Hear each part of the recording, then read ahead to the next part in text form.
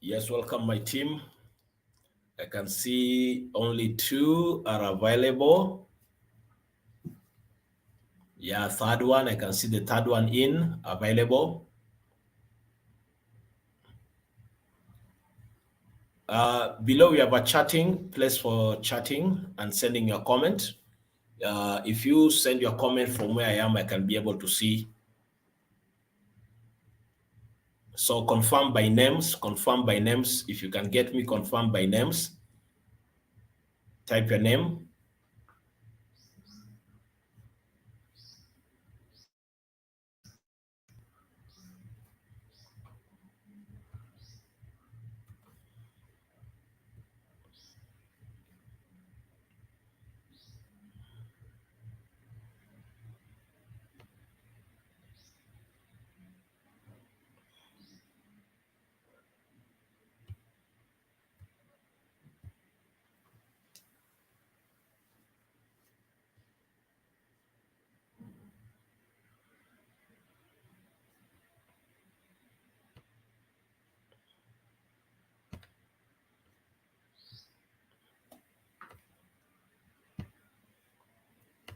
Okay, I have Shika Bazir.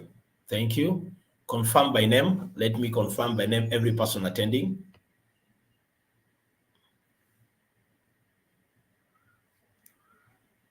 I can see Asma Bazir. She's available. Thank you. Confirm by name if you are available.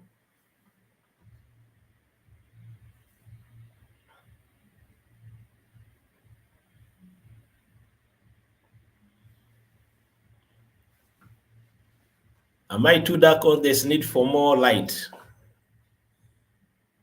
Okay. I can see Sheikha Bazir. Thank you. Let me add my lighting. Madam Asma, I can see only 3 people available.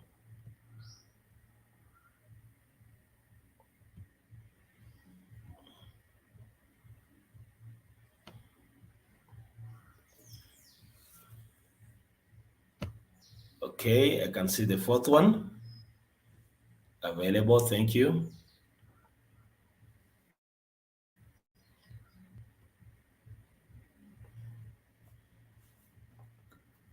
This is class time for the register has to be marked so that I can know all students are available. If you are available, kindly let me see. Let me give room like 5 minutes for people to join and also to register their names.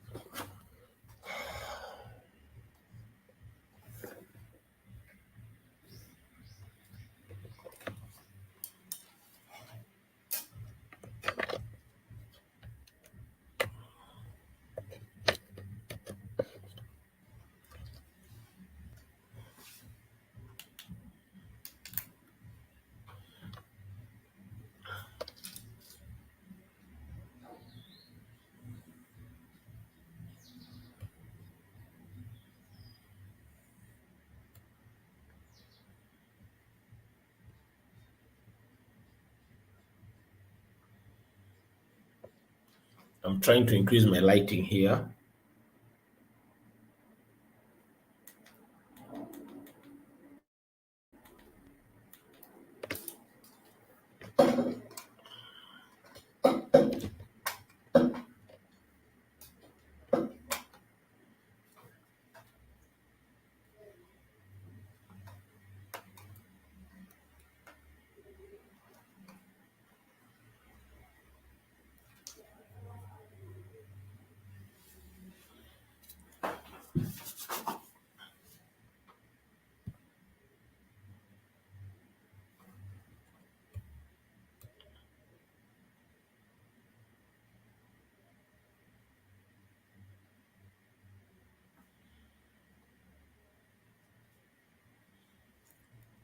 Okay. Someone says if I can start.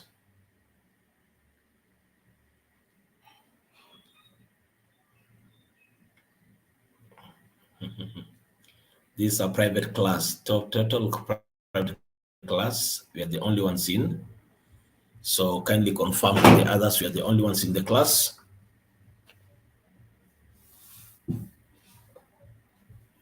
So exactly by 10 past, I'll be ready to start. Exactly by 10 past, I'll be ready to start.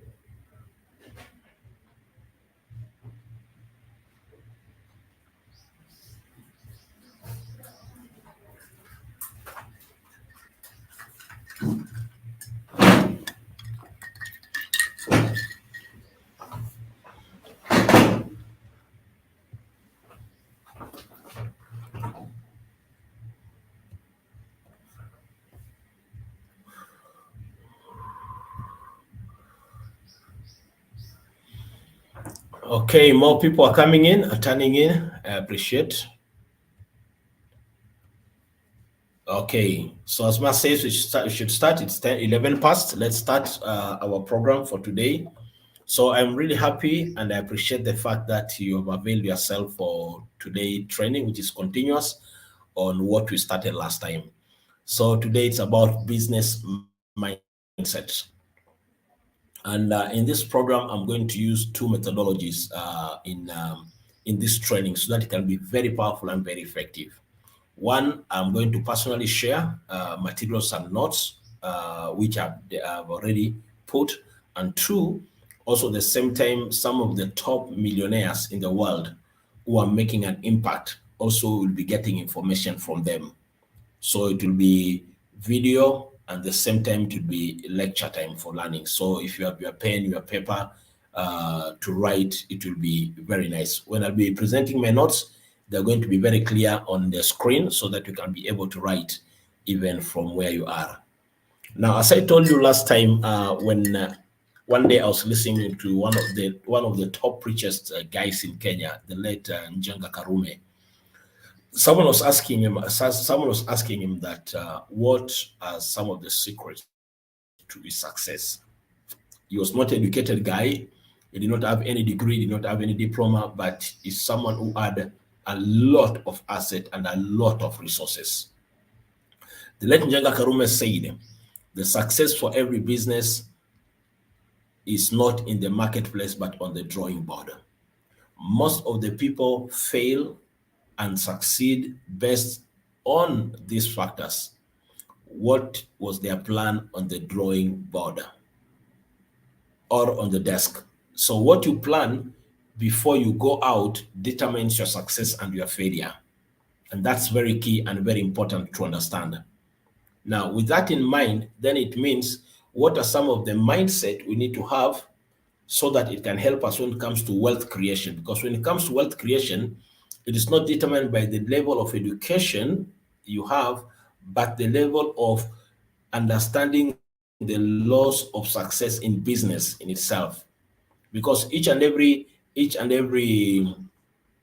which word can I use in English?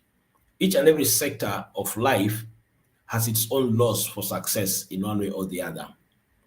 Now, this law interchange for the success and the common of all who are engaged in it. Now, because that's very key and very important, before we venture into business, what do we need to know? What do we need to have in our mindset so that when we venture, we can have great success? Because when you talk about business, it's all about the ability to identify problem and coming up with a solution to the problem. And that's very key. The ability to understand a problem and coming up with a solution towards the problem. Now, when you start thinking about getting to the world of business, there are several things which have to be very, very clear. When you talk about a business, you're not talking about jobs, JOBs.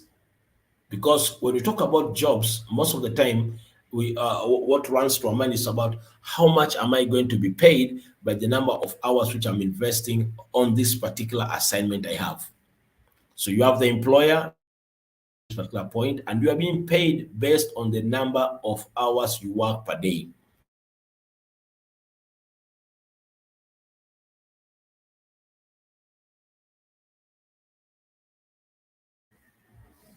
Now, because your earnings are based on the number of hours, then it means you have to work very hard and you have to spend a lot of hours so that by the end of the day, you can earn your money.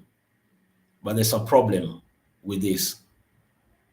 The older you become, the more energy will be going down. And the more it will become tricky when it comes to issues of dealing with hours. No wonder people who are being paid by the hours they put their effort and energy, they will not end up becoming rich or with much cash flow. It's most of the time just a survival. It's just survival because no employer is interested in making you to be richer. Most of the time, it's just get what you need for the time as you depend on him so that the company and the institution can pay you back. Now, there's some few people who might be working, but they're advantageous in the sense that they are in a management level within an institution. Now, when they're in a management level, their payment is much higher. But at the same time, you realize that as much as the payments are high, the company drains a lot of their time and they change a lot of targets as far as they are concerned so that they can know, as much as they feel like the company depends on them, but they have to entirely depend on the company for their success in one way or the other. Someone is saying, okay. I'm getting you, Asma. So that one means in one way or the other, it becomes extremely important to understand. First one level of your earning is through a job, and it's good. People need jobs. People need to earn in one way or the other. But if you want to create multiple sources of income and wealth creation, you need to shift from being just an employee. Probably if you're lucky, you'd get into a management level to earn much better amount of money. But people with higher wealth creation, you realize they go to the third phase, in which my focus is on from where you are, because some of you are very young. If you understand this concept earlier, it will help you, whereby you get from the third and the fourth phase of wealth creation, whereby it is you are not earning based on the hours you spend, nor earning because of being in a management place, but now you are earning because of other dynamics which you want to start today as we talk about business mindset. And this is very key and very, very important. One of my mentor and a great guru whom actually I do a lot of training with him is called Golden Myron. Golden Myron actually has really defined this aspect so much in most of his trainings, which he talks about the need and the importance of understanding your gifts and talents and how you ought to sharpen your skills and talents for more of wealth creation and cash flow. Now, there was a competition some years back, and this competition entailed the strongest man who would cut a big tree, there are several trees, would be given some award. So it was during the time when men, the more power and strength you had, the more you are appreciated in a community. So there's these huge trees within the community, and there are 10 men who are assigned to cut it down. The one who will cut it the fastest time is the one who will actually get the award. Now, if you understand the history of our time, for quite a long time, men have been competing on who is the strongest at every given time. Now, this is what happened. When the gun was shot for the race to start, people started cutting the tree the fastest possible. But there was this guy, instead of cutting the tree, he started to sharpen the axe more and more. The first one, it was a huge tree. It was really a huge tree. As others were on, the first 30 minutes, the first 1 hour, the first 2 hours, this guy was just focusing on sharpening his axe. He had a sharpening machine there. He was just sharpening his axe and sharpening. And people are wondering, what's wrong with this guy? Why don't he just start and cut off the tree? Jamaa yeye ni kunoa tu, ananoa, wengine wanakata wanaendelea, wengine wanakata wanaendelea. It took almost a half of his time sharpening the axe. The moment he started cutting the tree, it took very few minutes and the whole tree was down. And that's when people realized that the success of this guy was based on his focus on sharpening the axe to make the task become easy for him. And that's the concept. Now, when you want to do business, you have to know, which kind of business am I good at? Is it of selling goods or businesses of dealing with services? When I talk about selling goods, is it hardware business? Are we talking about shopkeeper, selling dresses? You are selling goods. Like me, I'm not very good in selling goods. I discovered it. Before I thought I could, but I discovered I'm not good in selling goods, but I'm good in selling services. And that's why I do training. That's why I do talks. That's why I do health talks. personal development talks, because when I sell services, I feel I'm more contented than selling goods. And there are some people who are very good in selling goods, but they're not good in selling services. Now, once you know which area you have competency, then the next question and the next thing is, how can I sharpen my axe? How can I build my skills? How can I develop myself so that the shortest time I take in delivering my service, I earn the highest level? I'll give an example. There's a part in Mombasa, there's a pharmacy which has been doing well for many, many years. Hiyo pharmacy watu hujaa kutoka asubuhi mpaka jioni for quite a long time. But the owner of this pharmacy was missing one thing. His colleagues and friends, every evening they go for golfing. During the day, afternoon, they go for golfing. But this guy could not create time for golfing because he had to make money.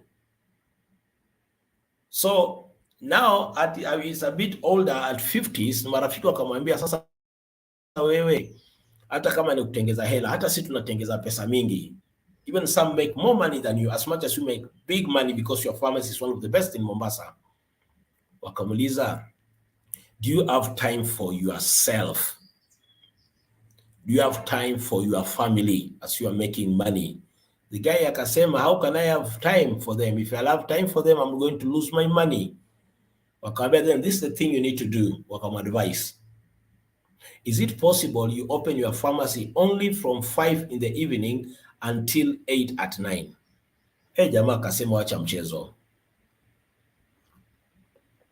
Yani nikose biashara kutoka asubuhi ningoje paka jioni saa 11 akamwambia, yeah, you won't lose, you are going to gain. Kama wateja uko nao, they are genuine clients who trust your services, they will still come. What you need to do, tomorrow close your shop, right outside that our services from today will be from 5 up to 8 p.m.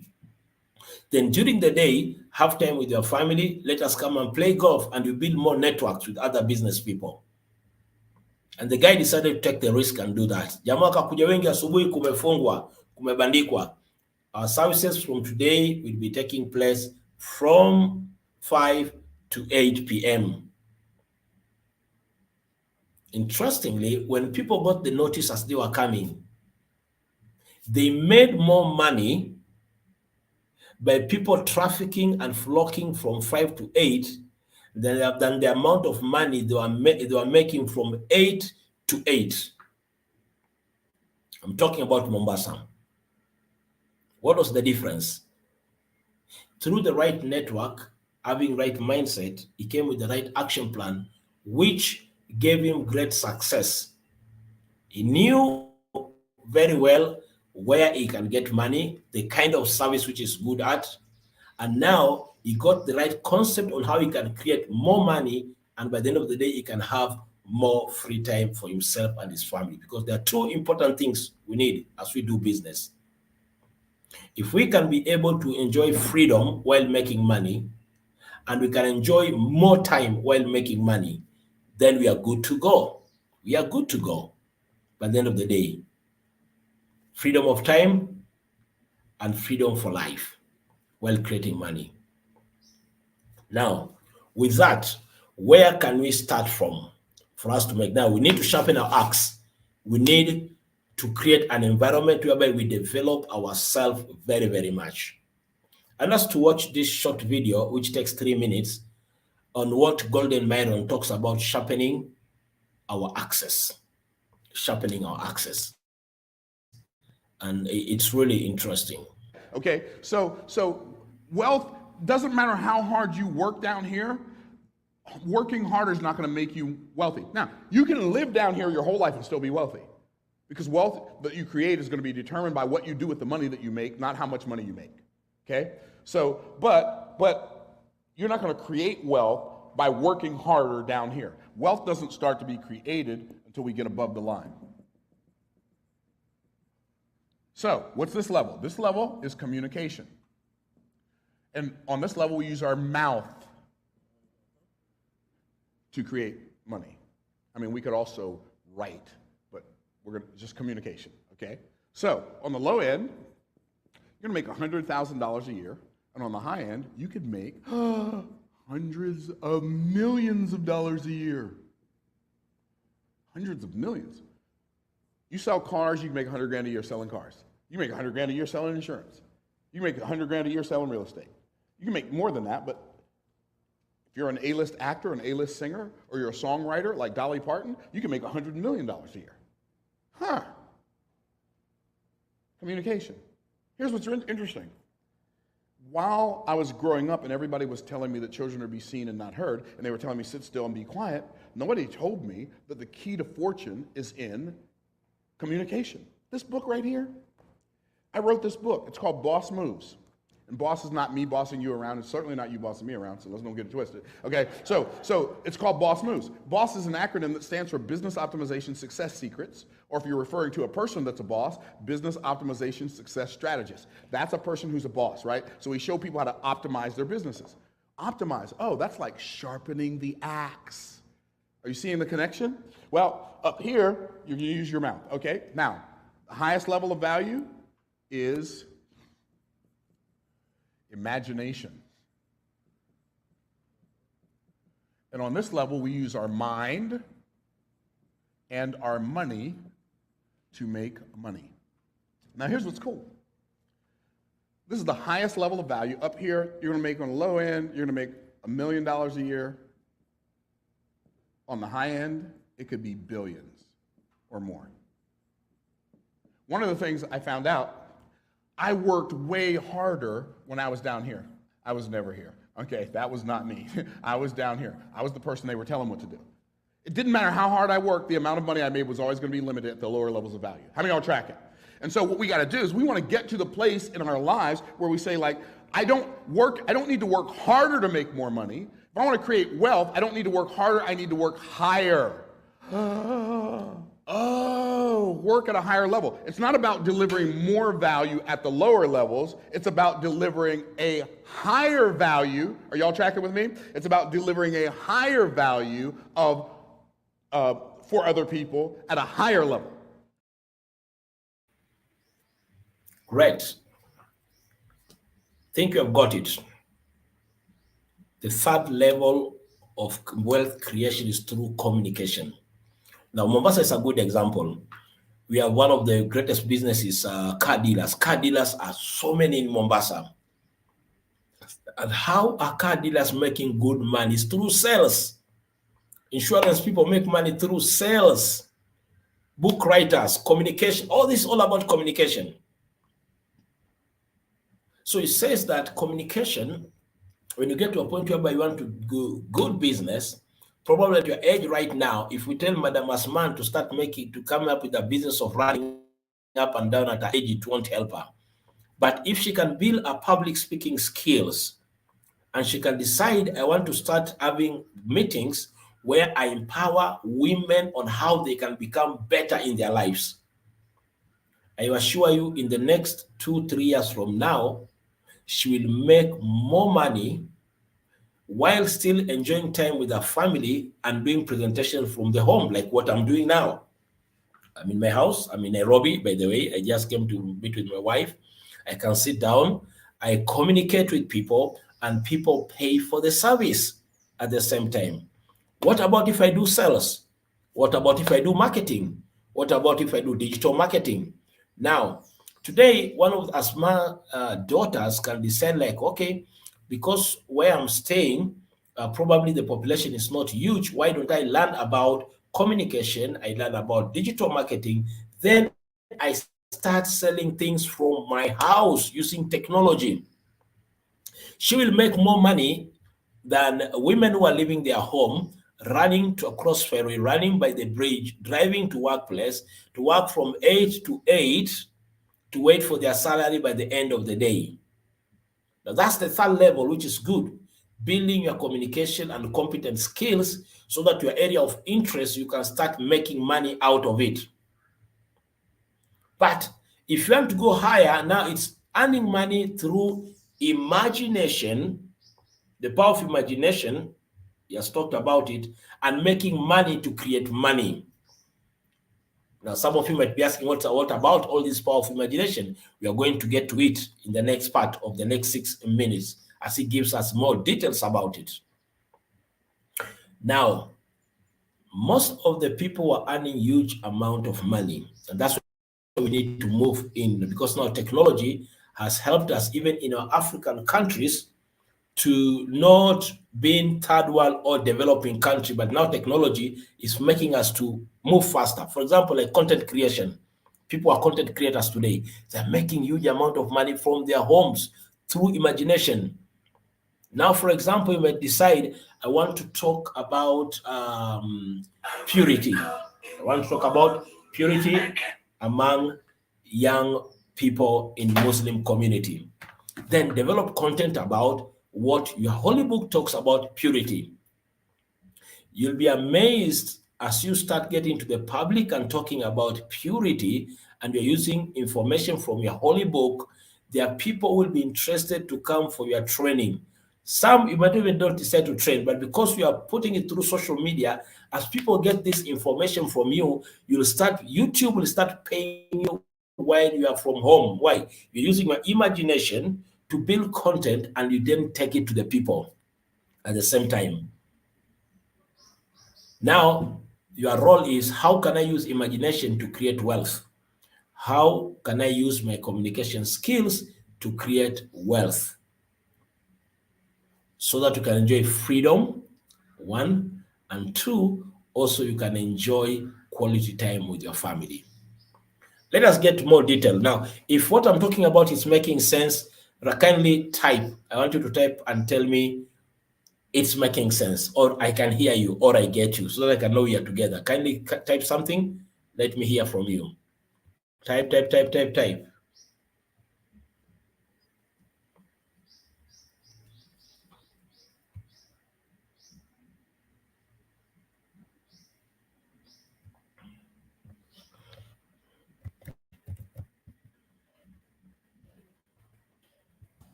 Kindly type.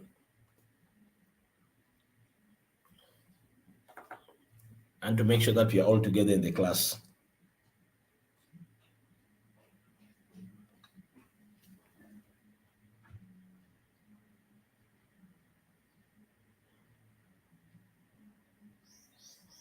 If the information is clear, kindly type and write clear, or I hear you.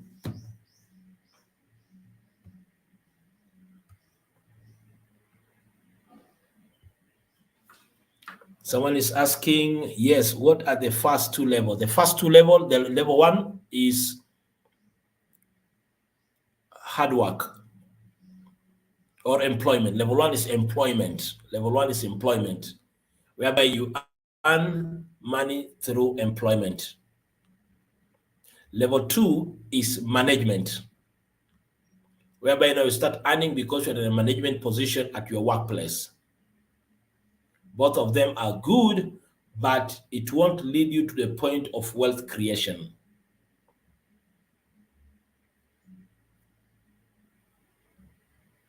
Okay, now I'm getting feedback. Yes, we are together. Thank you, Dija, for that. Let me get another person's feedback. Iman says, first of all, good morning. Thank you. I hear you clearly. I really appreciate for that feedback. Thank you very much. Let's move on. Now, how will level 3 and 4 help us, and how can we build it? How can we grow it? How can we develop it, even as we build our access, sharpen our access, as Golden Meron says? Let me move on to that part. How to sharpen your axe. How can you develop yourself and grow yourself so that now level 3 and 4 can become extremely effective for yourself? Let's listen to this 6 minutes clip as we move on. So when I focus on working higher, I wrote a book. This book makes me hundreds of dollars, sometimes thousands of dollars a day. I wrote the book one time. So did I work hard? It took me a year and a half to write this. Like, I wanted to make sure when it came out, it had the show enough in it, right? So it took me a year and a half to write this book. But once I got it done, I don't do any work on it at all anymore. I don't do anything. I created an asset that income can follow. So what did I do? I thought about the concepts. I wrote the concepts in the book. Now the book makes me between, I don't know, $15,000 and $30,000 a month. Just that one asset. Now I'm not saying that so you can think, oh, Myron's so cool, he makes it. It has nothing to do with it. I'm just showing you where the wealth is. And it's not at working harder at what's not working. It's in sharpening the axe, sharpening the mindset axe, so you can have a perspective that you didn't have before. Most people can't seize wealth, S-I-E-Z-E, because they can't see wealth, S-E-E. You can't see where it's at with your eyes, so you can't seize it with your hands. How many of y'all tracking? Wave at me, my peeps. And so what we got to do is we got to get to the place in our lives where we can see the wealth, so we can seize the wealth. By the way, when I say see the wealth, and I say we need to sharpen the axe in our mind, we don't see with our eyes, we see with our mind. Our eyes are just one of the instruments our mind uses to see. And how many of you have ever, your parents said, hey, bring me that salt out of the cupboard. And you go, I don't see it. And then they go grab it. It's right in front of your face. If it was a snake, it'd bit you, right? Okay, that's the kind of stuff my parents would say. Okay, well, I'm glad it was salted. It wasn't a snake, right? Okay, but you couldn't see it. Why? Because you couldn't see it because your mind wouldn't let you see it. And so what we have to do is we have to clear up our minds. We have to sharpen the axe in our minds. So here, what's the principle in this? What's the principle in this Ecclesiastes verse? Here's the principle. There are two ways to increase effectiveness. There are two ways. Okay, so if I'm going to increase effectiveness,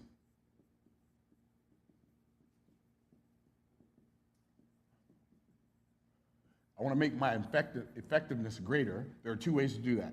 Way number one is I can increase effort. This is what most people do. They bought into the idea, I'm going to increase my effectiveness by increasing my effort. It keeps going back to that. All right, don't you do that again now. Okay, increase effectiveness by increasing effort. So I'm going to work harder. Hey, let me ask you a question. Does it make sense to work harder on what's not working to get ahead? That doesn't make sense. It's like if you're in a boat and you're like you got a bucket and the boat's sinking and you're taking the bucket and the water's coming in faster than water's going out, you're basically wasting your time regardless of how hard you work, right? So you can increase your effectiveness, and in the case we're talking about right now, we're talking about wealth, we're talking about the effectiveness of our money. We increase the effectiveness by working harder, which is what I learned how to do when I was growing up. I'm so thankful that my parents taught my brothers and I how to work hard. Like, we were raking the yard when the yard was dirt, and we were making sure the lines were straight. I'm serious. Like, we were. I remember one time I asked my mom, Mom, can we get a dishwasher? She said, get a dishwasher? I got 7 dishwashers. What, 7 dishwashers? You and your 6 brothers. A dishwasher? What you talking about? What? Right? And so I'm glad my parents taught us to work hard. And they taught it because working hard made me better. Here's what happens. If you don't work hard, when you find something that works well, you won't work hard at that either, and it will be less effective than it could be. So you want to apply hard work to something that works well. Are you tracking? So that's one way to increase effectiveness, but a better way to increase effectiveness is to increase efficiency. I increase my effectiveness by increasing my efficiency. In other words, I make sure that each measure of input that I put into a thing produces a greater output. How do I do that? By sharpening the axe. Do you realize all of us can sharpen our mental axes? How do we sharpen our mental axes? By reading books. You ain't gonna sharpen your mental axe by watching Netflix. You're not gonna sharpen your mental axe by listening to music. Generally speaking. You're not gonna sharpen your mental axe by going to the club. You're gonna sharpen your mental axe by reading books that teach concepts that are useful for you that you don't currently know. You're gonna sharpen your mental axe by surrounding yourself with people who are thinking at a higher level. And when you do those things, what happens is you get exposed to ideas. I think about Joel. I remember Joel Bauer.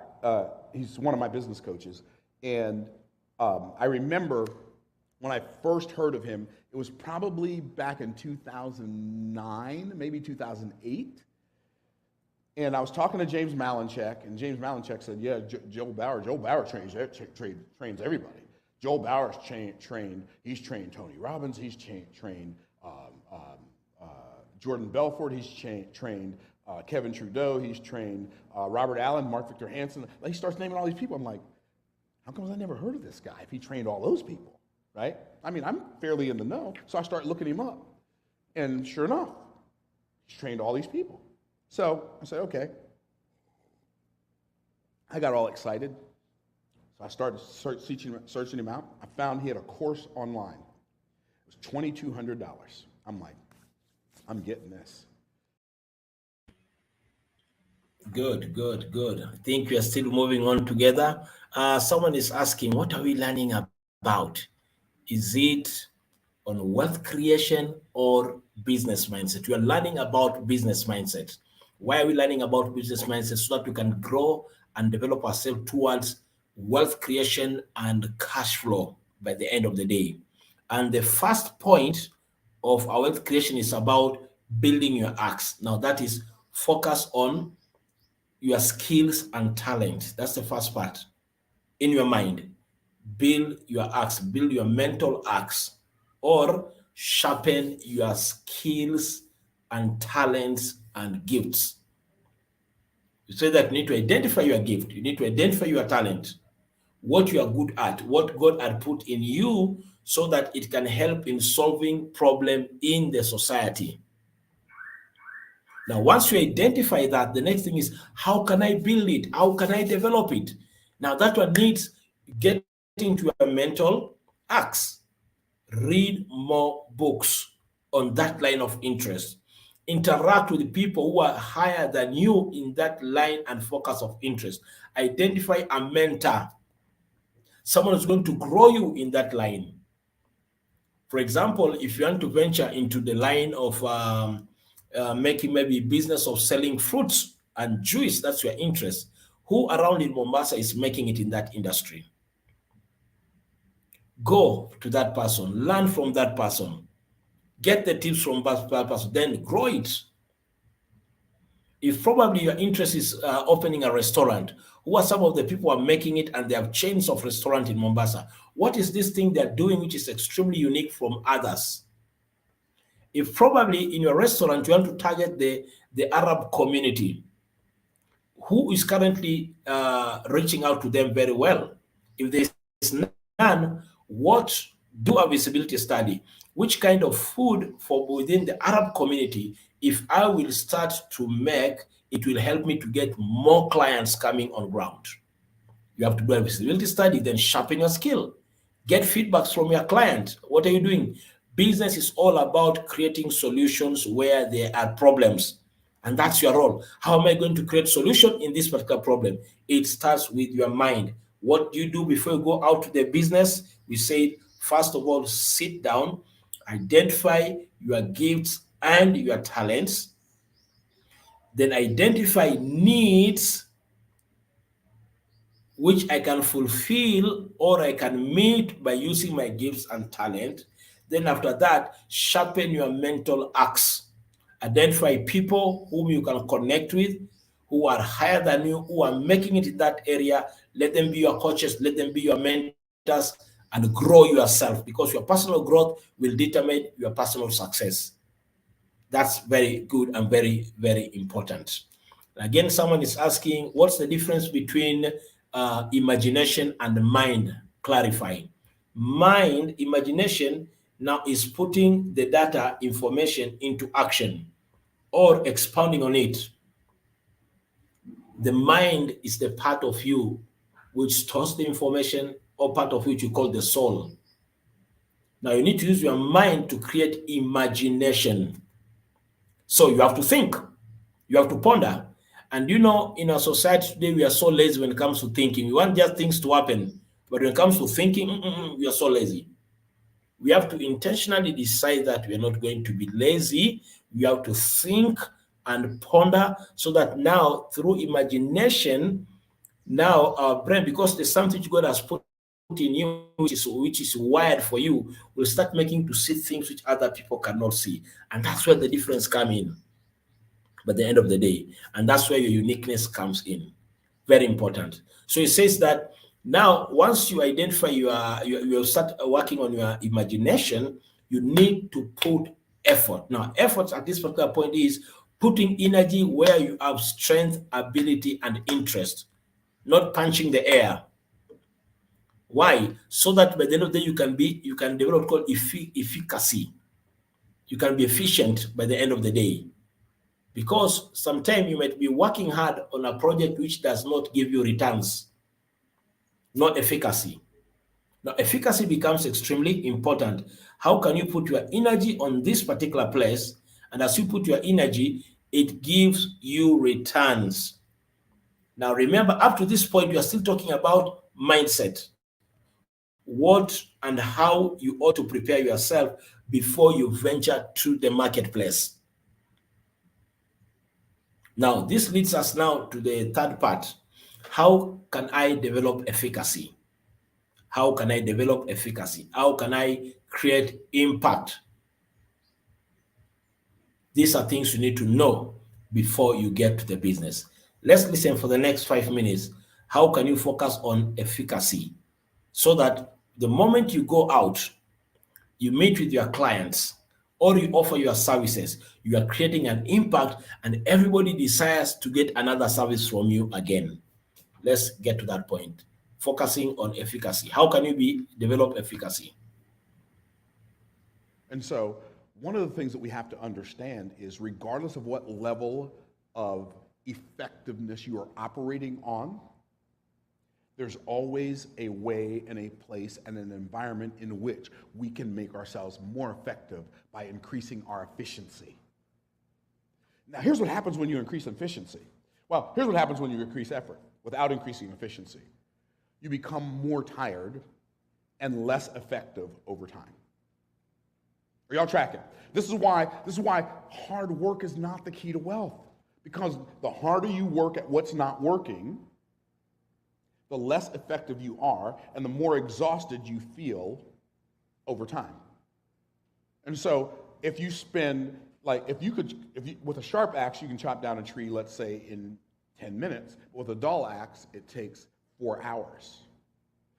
You're way more tired, way more sore, takes way more time to recuperate, and the amount of time you will be able to continue to operate like that gets shorter and shorter and shorter and shorter and shorter. That's why people, as we get older, working hard at jobs that are not producing the wealth that can help us sustain our family or catapult our family into another financial category of peace and prosperity, if you will, it makes us feel hopeless as we get older.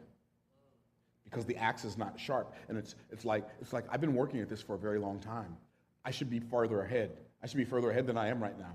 I've been working at this. I've been working hard at this for a very long time. I can't believe I'm not further ahead. I've really been really doing everything in my power to make this work. I can't believe I'm not further ahead. Well, the reason that happens is because we're increasing effort without increasing efficiency. Do you realize every book? Back to the Joel Bauer story. Remember I said I bought the course and it wasn't that good? I thought it wasn't that good, right? But even though I thought it wasn't that good, I got one idea from that course that the next month, like literally the month after I bought that course, that one idea from that course made me $27,000 a month later from one idea I got from that course that, in my opinion, the course wasn't that great. Now, when I bought his masterclass, the $7,000 masterclass, that was phenomenal. That was on another level. So you say, Myron, and I'm not promoting Joel Bauer. I'm just saying, when we put ourselves in an environment that sharpens our axe, our skill axe, our mindset axe, our skill set axe, what does that look like? One of the best ways to sharpen your skill set axe is to learn a new principle from the mindset, You go apply it in the marketplace, see how it works, get the feedback, and then you go back and do it again. I have learned more in the last year. Like I've read Daryl Eves, The YouTube Formula. I've read Sean Cannell's YouTube Secrets. I've read, I don't even know how many books I've read on marketing and sales, some more than I can count. But I've learned more about producing YouTube videos and growing your audience on YouTube by doing YouTube than I have from all those other things. But it was the other things that I took the stuff, I went and applied it, and then I learned the lessons from the application of the things I learned. That's sharpening the axe. Sharpen your axe. Your skill set axe, your mindset axe, your tool set axe. What does sharpening your tool set axe look like? It looks like growing into technology as technology advances. So I grow into technology and I use technology. As technology advances, I don't hide from it. I don't run from it. I'm not afraid of it. I use it. YouTube pays me more money per month for creating YouTube videos than I've ever made at any job in a year. In any job I've ever had in a year. Why? Because I sharpened my axe. I spent literally thousands of hours practicing and becoming the person who can communicate. Hundreds and hundreds of hours, like teaching kids on a Sunday school bus. You're not getting paid for it. Nobody said, "Oh, what a great bus captain, yay!" None of that. Like, do the work and let the work turn you into the person who can do the thing. And as you're going, keep sharpening your axe. I promise you, what'll happen for you, like, if you will, I know how to use technology, I know how to use automation, and I know how to use delegation to achieve things efficiently and effectively with the help of technology and people that I could not do by myself. Here's the thing, though. If you're going to sharpen the axe so you can create more wealth,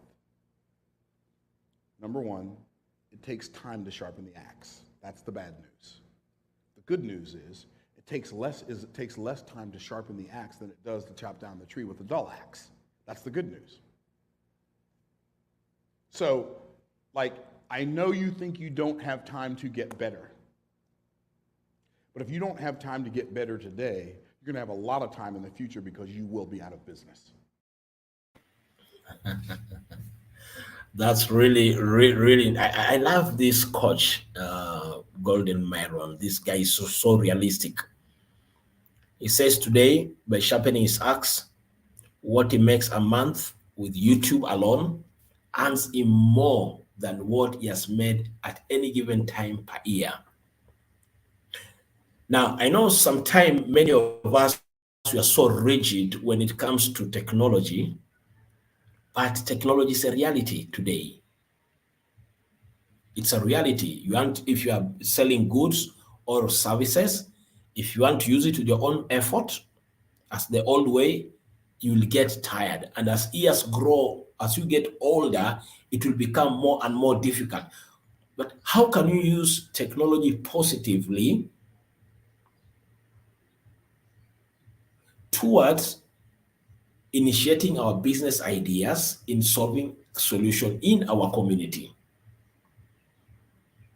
A good example is like having a cell phone. There's some people, they see a cell phone as the devil, while some people see it as an angel from above because they are solving so many problems by the use of cell phones. In the same way, today, in sharpening our axe, it says it needs time. You must be ready to spend time to learn and add information to yourself. That's very key and very important. Now, in learning, what are we talking about? Here we're talking about, are you willing to spend time to be coached, to be trained? I'm happy because of you, all of you right now, you have decided to spend time to learn more. That's important.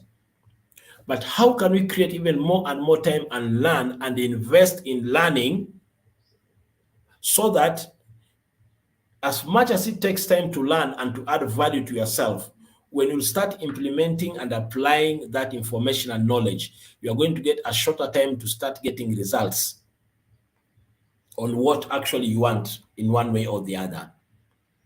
Now, one of the biggest challenges we want most of the time we don't want to learn is because we come up with excuses. A lot of excuses why we cannot learn, why we cannot have more days to educate ourselves. And today there are so many ways you can go online, YouTube. There are so many good coaches, you can listen to them. You have so many good trainers. You have so many mentors who are there. There are people around in the community whom we can connect with them, and we can grow ourselves and build up ourselves very well. Your personal growth and development will determine your success in the business you are going to venture. And that one means no excuses. I'm just a woman.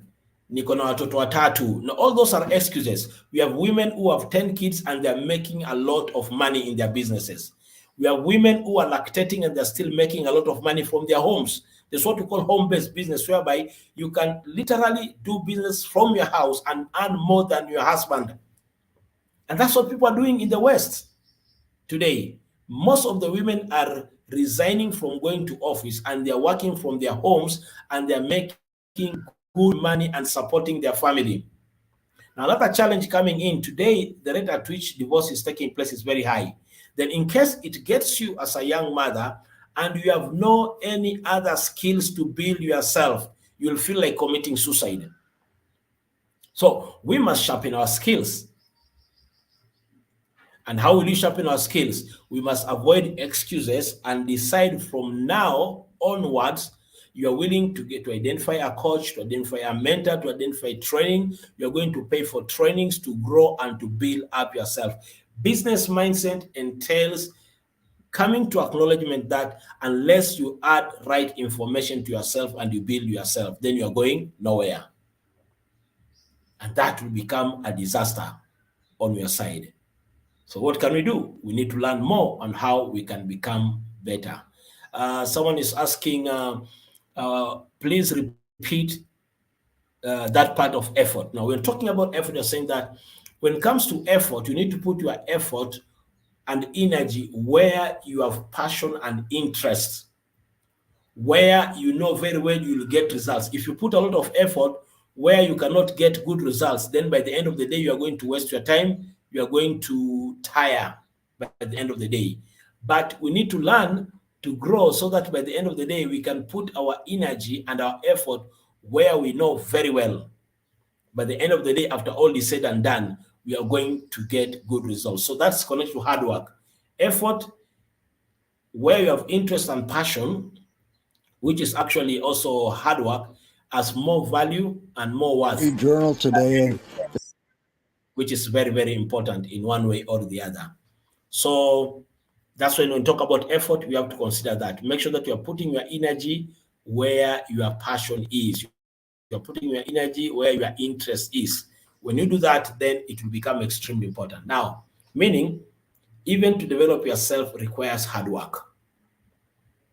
It's not easy, but it is very much possible. You must commit yourself. Let me give my own story. As a teenager, I realized some of the gifts and talents which I had. And then I was lucky. Immediately after high school, I joined a program called Success University. In Success University, we are getting training and coaching from some of the gurus in the industry of personal development, public speaking, and other areas. Then immediately I realized that, so if I take time to invest in myself, to grow and to build myself, it will make my life better. So what did I do? My next 11 years, I invested in learning and learning and learning at different levels. And I said, by the time I'm going to be 40 years, I must have my PhD. But not just to be an academia, to be someone who will create solution in our world and in our society. So today when I talk with some people, like I confuse them, by the way, it seems you on one side, you are religious, on another side, you're in the field of health, in another side, you are in mental health, in the field of psychometrics, in the field of mediation. You are confusing us. No, I decided, because I knew I'm multi-gifted and multi-talented, I made sure that within my areas of interest, I build my acts. This night, I'll be having a meeting like this one, but it will be going public with the African President of Mediation. And it's a privilege. And I'll be the host. And we're going to talk about the need for mediation for Kenya. Now, how could the Africa President of Mediation accept me to host him? I sharpen my axe. That's the thing. You can do the same. You can build yourself. You can decide from today, because business mindset, before I get to business, it's important for me to build up myself. I have to commit myself from now to grow myself before I drop down my first capital for business. Everything is hard work, but hard work and effort has to be channeled towards the right direction. If what I'm saying is making a lot of sense and you're learning something, please just type to me one thing which you have learned up to this point. One thing which you have learned up to this point. Just type at least one thing which you have learned up to this point.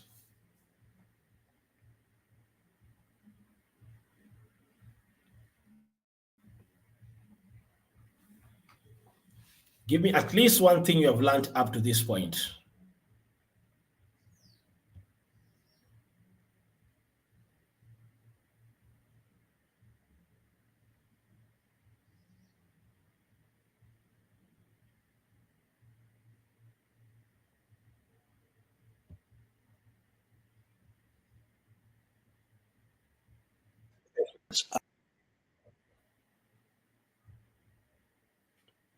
Waiting.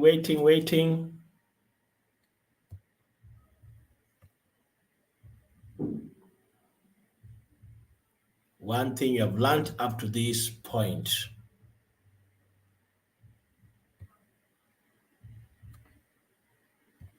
I'm waiting for you.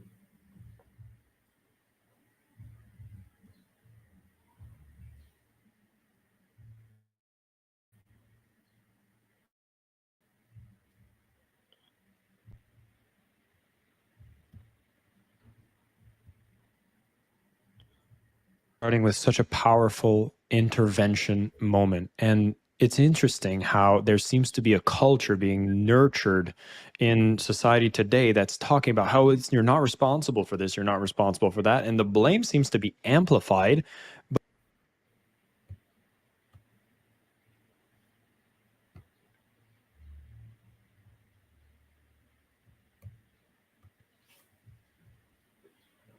Waiting for you guys.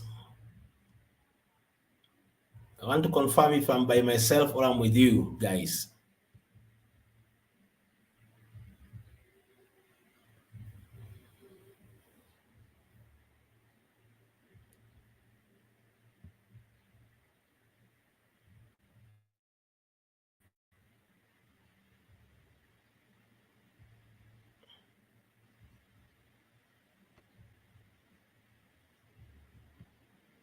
Yes, I can see feedbacks coming in. Iman says, congratulations for hosting. Thank you very much, Iman. I hope you guys won't miss this meeting this night. It will be nice. Very, very nice. You guys, as you're learning now, there are some people who have been tear gassed right now. Probably might lose some people this day as while you guys are adding knowledge to yourself. So don't miss this night episode. I'll be sending the link to you. Sheikh Abu Azir says, one of the things she has learned, if you're not efficacy, then the more effort you put will not take you forward rather than make you tired. Yeah, that's a very, very important point. Thank you very much. Iman says that we need to read more books and look for mentors whom we identify our interest with. Very important. Read more books, identify mentors. Don't just be sitting there. Your husband can be the best husband, the best friend you have, but may not be the best mentor for you. Or you might be lucky for him to be. Identify a mentor and a coach, and also read more books which will grow you and develop you to become better. Any other person? Third person, then I continue. Third person, then I continue.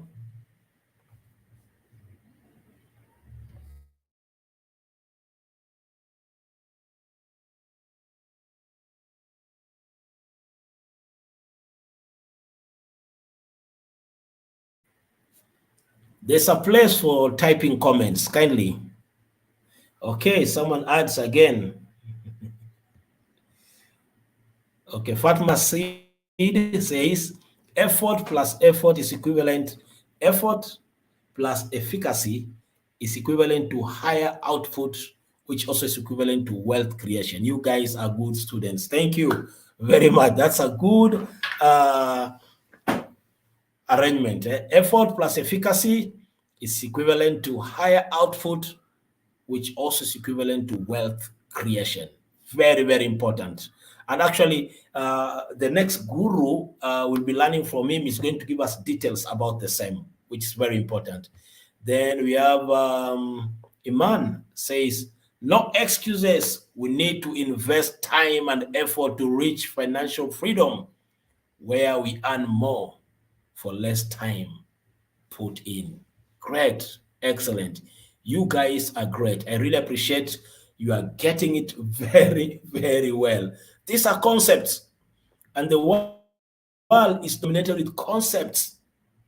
Very important. Principles, concepts.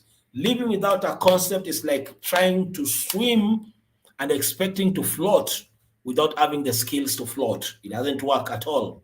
Or like getting to water without expecting to be wet. Hadija Bawaziri says, learn to be more effective and efficient rather than putting time and hard work, which in long run will not grow your wealth, rather just survive. Thank you very much. You guys are good, excellent students. I'm so proud about you. I'm so happy about how attentive you are.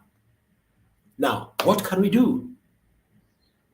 Let's get deeper on growing our business mindset. Now, apart from Golden Myron, one of the other person who actually today was a common hustler and today is a multi-millionaire, and he has made it. There's some 3 things he has talked about. Then we are going back to our notes, which are very key and very important, because I'm still putting foundation on build a business mindset. Very key, important, because the earlier we get this foundation, the better it will be for us in one way or the other. Now, there's a guy, one of my other coach, who is called, let me do something here.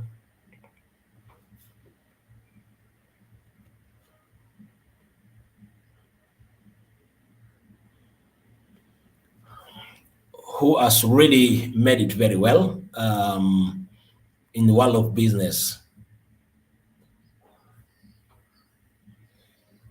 Yeah, someone is asking, can you see our responses? That's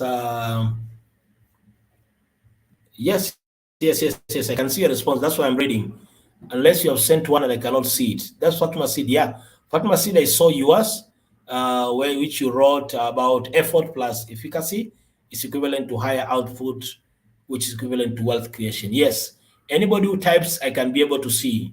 I can be able to see your responses from where I am. Just keep typing. If you have a question, you can ask. And that will be great. Okay, let's move on. Now, hard work and efficacy. How does hard work and efficacy help in us succeeding in our business? How does hard work and efficacy help us in our success in business? Because people are succeeding in business, there's some level of hard work they have, but their hard work is focused on the area of interest, passion, and strength.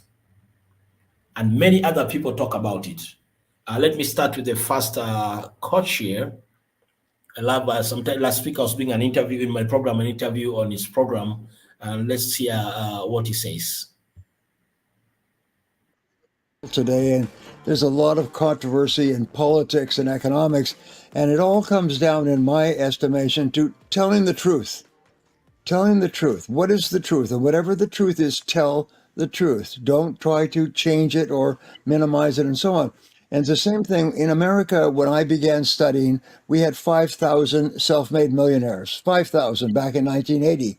Today, we have millions of self-made millionaires. Somebody becomes a self-made millionaire 80 or 90% in sales every 8 minutes.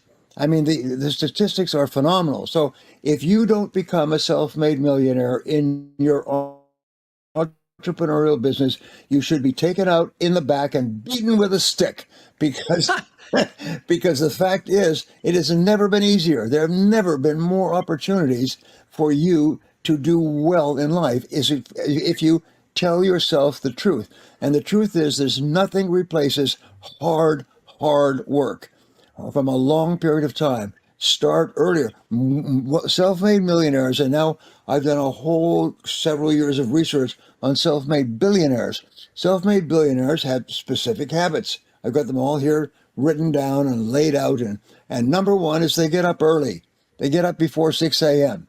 Number two is they get started. They exercise, get their body going, and then they study. The average self-made millionaire, billionaire, jillionaire reads 2 hours a day in order to become better.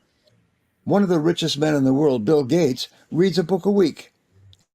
And then what he does is he takes and he underlines all the key points, and then he goes back and he puts all the key points on his website. So if you want to know what Bill Gates is reading, then what you do is you go to billgates.com, and there's his latest book and what he thought were the most important points in that book.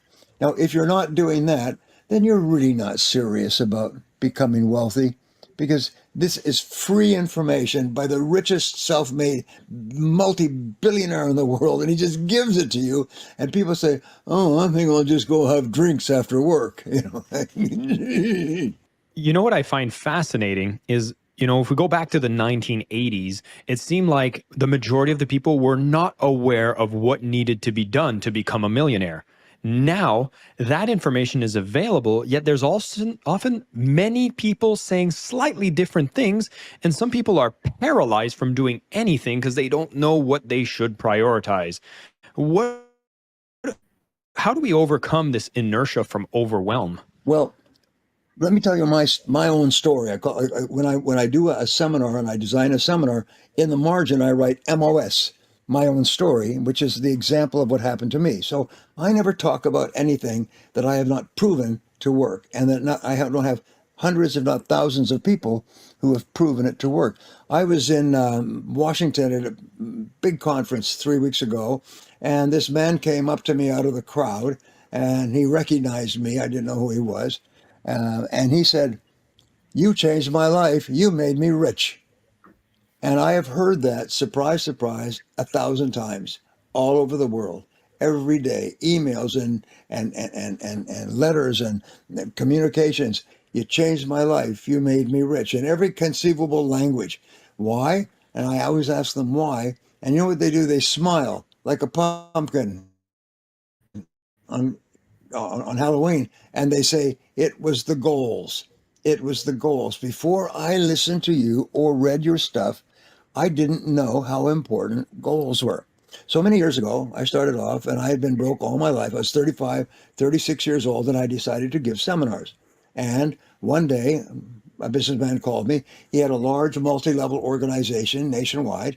He had 800 people who were small business people, entrepreneurs, and they're having an annual conference.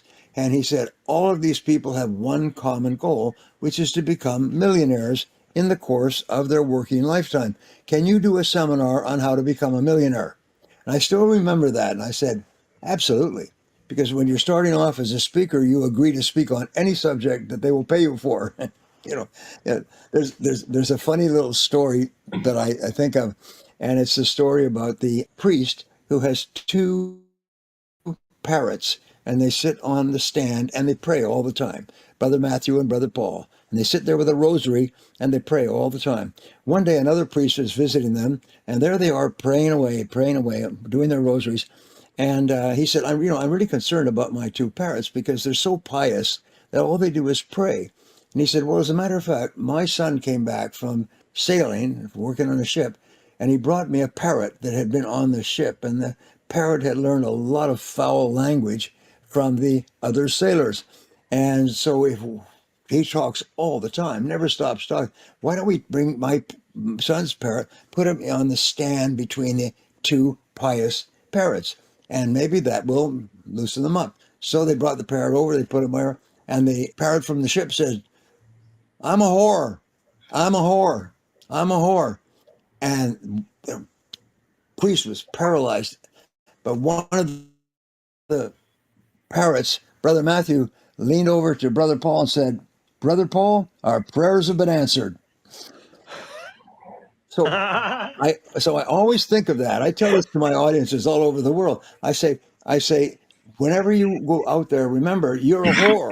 You're a whore. What does that mean? It means that you sell. Your job is to go out there and generate revenues and money. Your job is not to drink coffee and talk to your friends and go to movies in the afternoon. And I know you do it because nobody's watching you.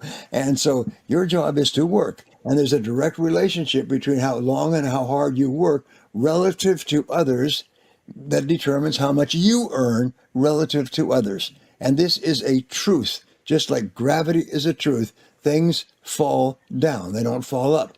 Your job is to be always doing things to generate money. It's like that joke. Anyway, so he called me and asked me if I would speak about how to become a self-made millionaire. And I said, of course.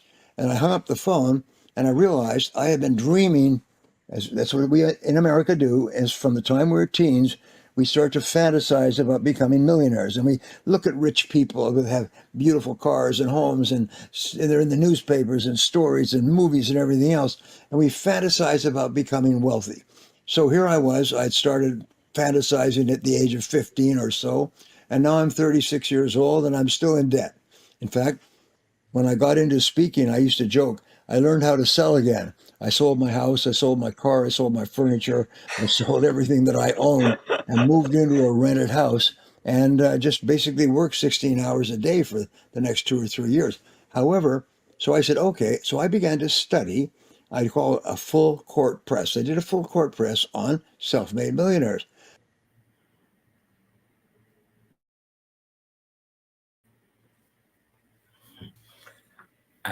Can you see a common trend between Brian Tracy and Golden Myron?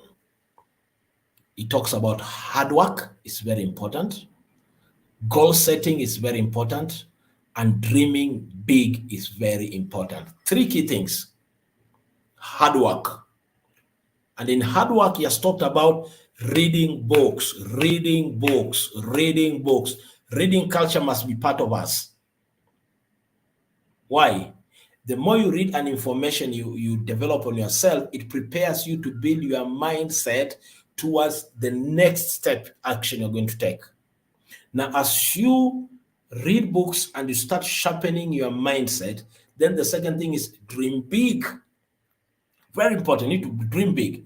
Never stop dreaming, because all dreams are valid.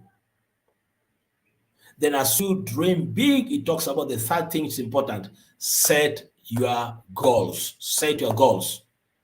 Why?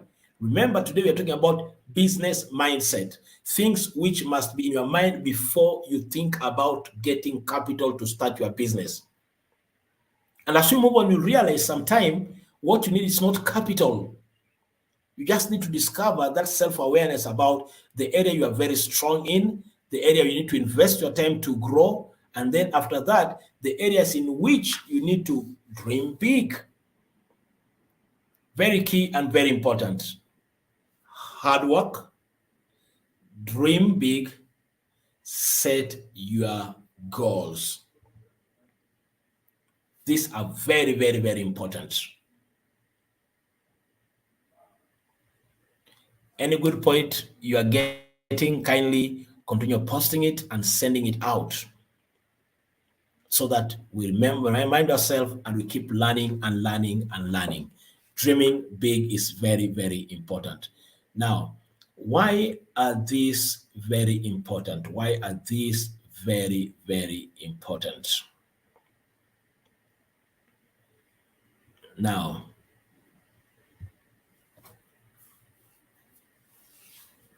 that one brings us to this question. How can you get everything you want faster than you ever thought possible before?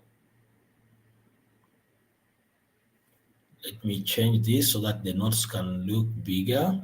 Yes. How can we get everything you want faster than you ever thought possible? Business mindset plays a very key. Business mindset plays a very, very key thing. Now, remember this guy has talked to us about sell, sell, sell, sell, sell, like the story of the parrot. Sell, sell, sell, sell, sell. Very key. But before you sell, what do we need? Now, another thing, all of us, I'm quite sure your desire is that how can I get to a point whereby I have a business and I'm getting good returns and I can help other people. I can get fit at the same time while enjoying business. You have free time to go for fitness. The same time, how can I find new jobs for other people because God has blessed me with a good business? How can I lose weight? How can I enjoy life? How can I quit smoking in case you're smoking in private? How can I find life? How can I drink less? How can I save money? How can I take a trip? These are some of the common things which most of the time we desire in one way or the other. But for these things to work, there's a mindset which you need to grow and to develop. Now, goal setting becomes paramount. He has talked about goal setting. He says at the age of 36, when he learned about the art of goal setting, it really helped him very, very much towards achieving towards his success, towards becoming a self-made millionaire. Now, why is goal setting important in the business mindset? Now, when you talk about goal setting, the first thing you need to do is to decide exactly what you want in every key area of your life. You need to decide exactly what you want in every key area of your life. Very important.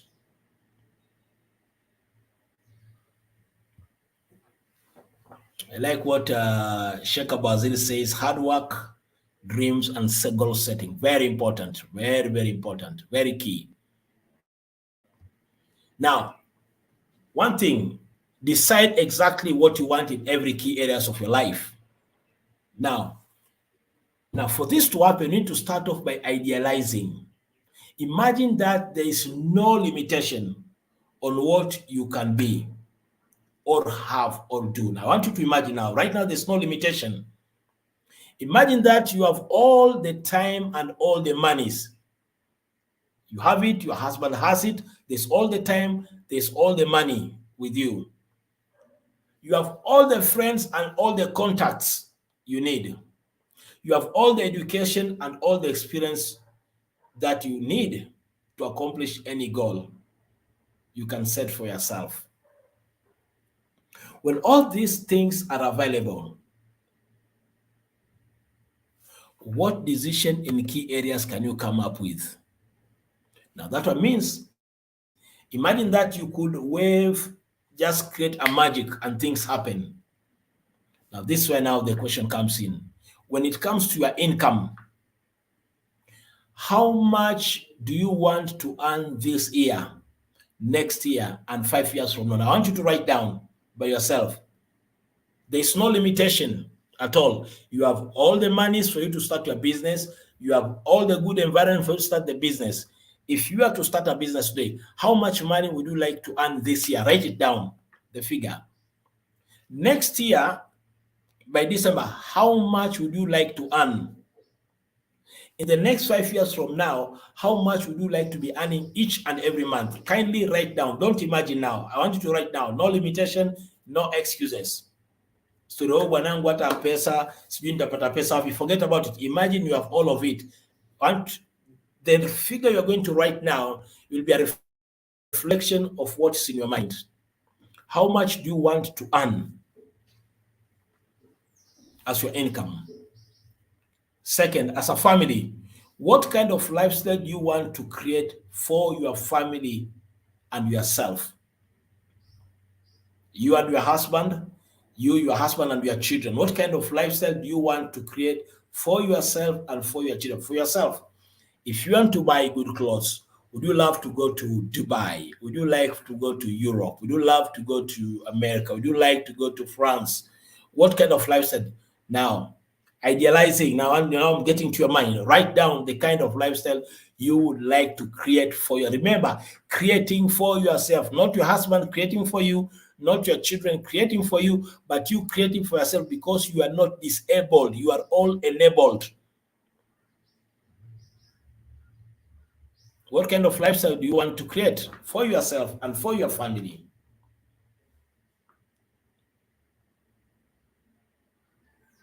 Three, when it comes to health, how would your health be different if it was perfect in every way? How would your health be different if it would be perfect in every way? How would you like your health to be? Write down.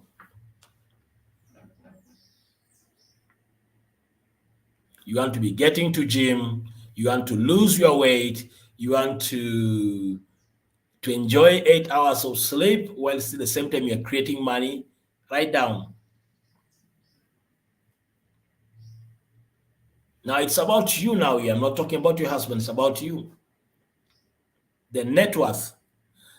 How much do you want to save, accumulate in the course of your working lifetime? By the time you get to the age of 60, retirement age, or if you want maybe to retire early at 50, what's the net worth you like? You as I'm not talking about your husband, you as a person. How much do you want to save and accumulate in the course of your working lifetime or business lifetime? Do you want your net worth to be 10 million, 20 million, 50 million? Write it down. Please don't think about those excuses. Write down. All dreams are valid. Remember, all dreams are valid.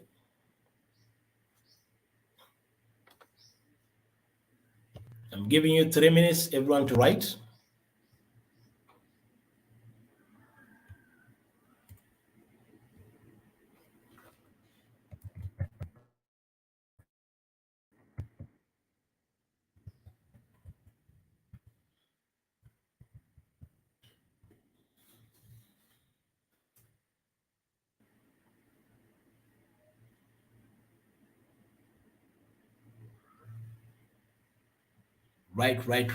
Right.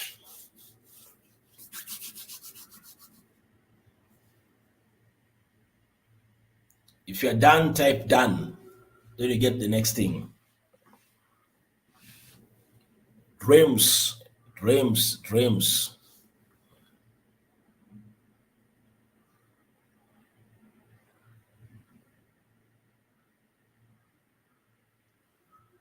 Now, as you're writing down, let me show you why dreams are important. Of great research on self-made millionaires because it's an interesting subject. People wrote books and articles and they did university studies and so on, but they found that they had certain characteristics in common.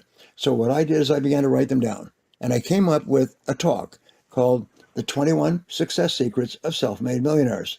And 2 months later, I stood up in front of the audience. I had 1 hour to speak, and I went through the talk very quickly, 21 success secrets. And they're very simple ideas. One is dream big dreams. That's the first one. Dream big dreams. Start dreaming about yourself as being a millionaire. Think about it. Fantasize about it. When you see other people who are rich, say, I could do that. That person, 90% of people who have money today were broke when they started. The 80-20 rule is one of the other principles, so that the top 20% of people in our society earn 80% of the money paid out in our society. Every person in the top 20% started where? Where did they start? They started in the bottom 20%. And then they started doing things differently, like climbing stairs. And a week, a month, a year, a few years later, they were in the top 20%, then the top 10%, then the top 5%. But virtually everybody starts at the bottom. So no problem. If you're broke, good. That's where all the top people started. They started broke, but they made a decision. I'm not going to stay here. So anyway, I gave this talk, And it was so well received, standing ovation. I was asked to give it again and again and again. I started giving it all over the world. I stretched it from 60 minutes to 90 minutes to 3 hours to a full day. I recorded an audio, video. I wrote a book on the subject, which is one of the best-selling books in the world, on the 21 Success Secrets of Self-Made Millionaires. So what I want to do with us and the time that we have together, Jason, is I'm just going to give you a couple of ideas. And if you follow these ideas, these were the turning points in my life. And as I studied the life stories of people who've gone from rags to riches, I find that virtually everyone had these three stories. And if you look at Bill Gates, why are you rich? 1, 2, 3. If you look at Elon Musk, if you look at Jeff Bezos, you look at the richest people in the world, they say, well, these were the things that changed my life when I was young. So here they are. Number one, and I call this the golden triangle of success. The golden triangle has 3 points. The top point is mental, and it is the acceptance of complete responsibility for yourself and your life. Refusal to make excuses, refusal to blame other people, refusal to be depressed or negative. Just simply say the magic words, I am responsible. I'm responsible. If I'm not happy with any part of my life, I'm responsible. Did somebody do you dirty? Did somebody treat you badly? Did you have a lousy childhood? Did your boss cheat you? Did you have a bad marriage? And so on and so forth. So life sucks and then you die. Okay, we used to say life's a bitch and then you die. So therefore what you do is you just take a deep breath and you say, oh shoot, well, I am responsible. And the interesting thing is, blaming is the number one reason for unhappiness and failure in life. And as soon as you say, I am responsible, you cancel all blame. So whenever you start to become angry about anything, you say, whoa, wait a minute, I'm responsible. And it just stops it like one of those crash dummies going against a wall, whack. Is all your blaming stops. And when your blaming stops, which is the source of all negative emotions, where the negative emotions go, since nature abhors a vacuum, what comes into your mind? And the answer is positive emotions. And what are the positive emotions? Ambition, excitement, happiness, joy, energy, all the good things. But if you're blaming somebody for something that they did or didn't do to you, then people, one of the things in America, which is a great tragedy, is there's millions, maybe tens of millions of people who blame successful people for their failure. They say, oh, rich people are the reason I'm poor. Well, I got a news for you. Rich people have never seen you or heard about you in their whole life, and they have nothing to do with your being poor. The reason you're poor is because you're yourself. So here's the most important thing is accept responsibility. Just say, I am responsible. I am responsible. And you instantly cancel all negative emotions. And suddenly you're in complete control of your life and your thought. So I've read stories and biographies and autobiographies of rich people, and you read their stories, and there was a certain point in their life where they reached the line. And the line is between childhood and adulthood.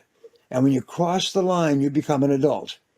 Because when you stop blaming and criticizing other people, you become an adult. And from then on, you're in charge of your life. But as long as you're blaming your mother and your father and your boss and your spouse and everything else, you remain a child. You remain a whimpering, crying little child. And you get together and you drink and you whine and complain about your life. No, from now on, you say, I'm responsible. So that's the first part of the triangle. Without that, nothing. Wow. I hope you have mature people in this meeting today. No blame shifting. Now, Brian Tracy, such a wonderful, great old man with great wisdom. What are you learning from him? What is in the top part of the pyramid of success? If you got it well, just write it. Let me hear from you. If you got it well, let me hear from you. What is on the top part of the pyramid of success?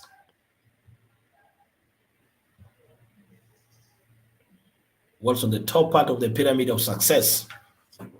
Even as you talk about taking responsibility of your current financial state is extremely important. because we are living in a society whereby we are so good in blaming other people for where we are economically. So we blame the government, we blame our husband, we blame our relative, we blame our parents, we blame, we have excuses like I never went to university and blah, blah, blah, blah, blah. All this is just much childish. Now, getting to the point of understanding your responsibility is very key and very important towards where you are. All this is in our mind. It's in our mind. We must dream big. We must dream big. Other people, let me hear from you. Yes, Shekel Bazir says, mental view is key. Mental view. Yes. What else? What else? Kindly, if you're done and you listen to this part, let me hear from you. Very key, very, very important.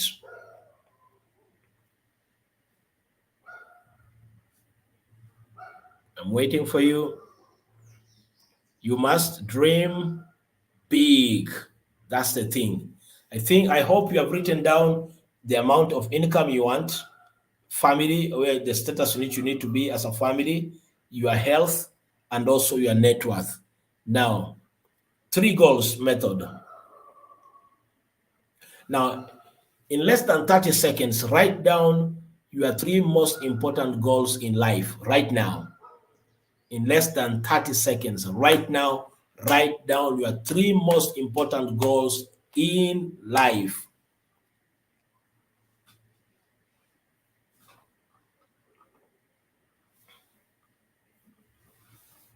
Write down in less than 30 seconds your 3 most important goals in life right now.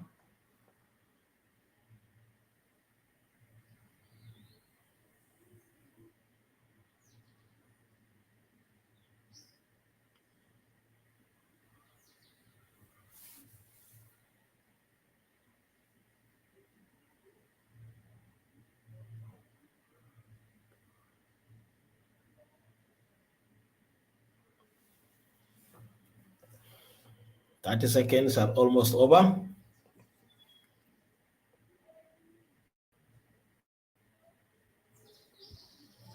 Yes, feedback from Iman. It says, stop blaming, accept responsibility. Yes, that's a sign of maturity. Asman says, aim and intention to grow big is very key and important. That's very nice. And third, take responsibility. Take responsibility. You guys, you are good students, very good and excellent students. I'm very proud of you, extremely proud of you. Now that you have written your 3 most important goals, second part, once you have your goals, you must learn to write your goals down. Writing goals down is very, very important in your success. Now, why are they important? Before we get to this, let's listen to what Brian Tracy says about writing goals. A powerful intervention moment. And it's interesting how there seems to be a culture being nurtured in society today that's talking about how you're not responsible for this, you're not responsible for that. And the blame seems to be amplified. But at the same time, when I look at what changes happened in my life when I took that 100% responsibility, is you would think you're taking on extra burden, but it was actually a liberation. It was almost like giving myself freedom. And because the culture is encouraging the opposite, it feels like the pathways open up so easily when you make that one decision of being responsible. So to go back to the point you made earlier, how it's easier than ever to be a millionaire, I feel like, wow, this is probably the one that everyone should probably listen to again. It changes everything. Right. Now, here's the triangle again. The second point of the triangle is if you're now responsible, what are you responsible for? And the answer is you're responsible for being clear about your goals and then achieving those goals. That's what you're responsible for. You're not responsible for being happy. You're responsible for setting goals, things that you really want to be and have and do. Now, I discovered this, I guess, 30 or 40 years ago. And what it simply said is that if you want to achieve goals, write them down. So what I did was this, and I've got this here from you. This It's a spiral notebook. This costs less than $2, probably $1.50. If you are serious about becoming wealthy, this is your millionaire maker. And this is so powerful, it is scary. So what it said was basically write down your goals. And what I did is I made a habit from that day onward. I put today's date and I wrote down my 10 goals. Now, what I learned is that your subconscious mind can only accept a command when it is couched in the present tense. So you don't say, I will earn, I will weigh, I will do, I will achieve. You always say, I am a self-made millionaire by, and give yourself a reasonable date. Remember this, you can always change the date.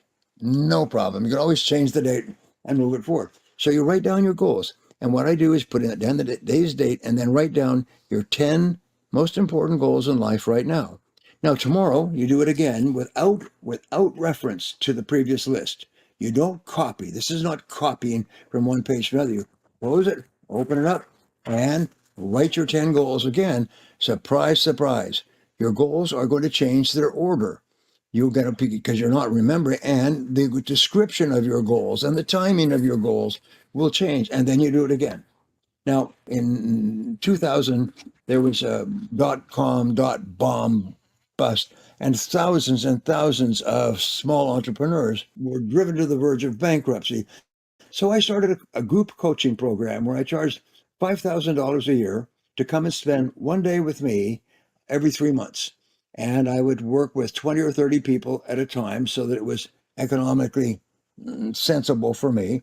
And they would come down and I would put them through a series of exercises.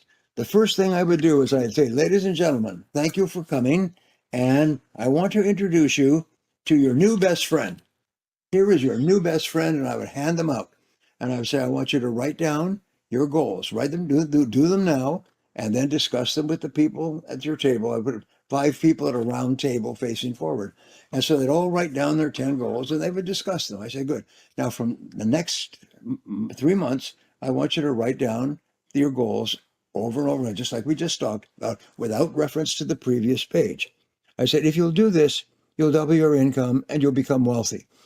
I used to get, they say, well, you're going to charge $5,000. That's what they do. They pay $5,000 to come and sit in a room with you 4 times a year. And how can I justify that amount? I said, I'll tell you what, if you do not double your income and double your time off with your family within the next 12 months, I'll give you your money back. No charge. Unconditionally guaranteed. No, you don't just have to say anything. Just say, I didn't get my money's worth. Bang, have your money back. I gave that program for 7 years to more than 1,000 entrepreneurs. I never had a refund request. Many people doubled their income in the first week.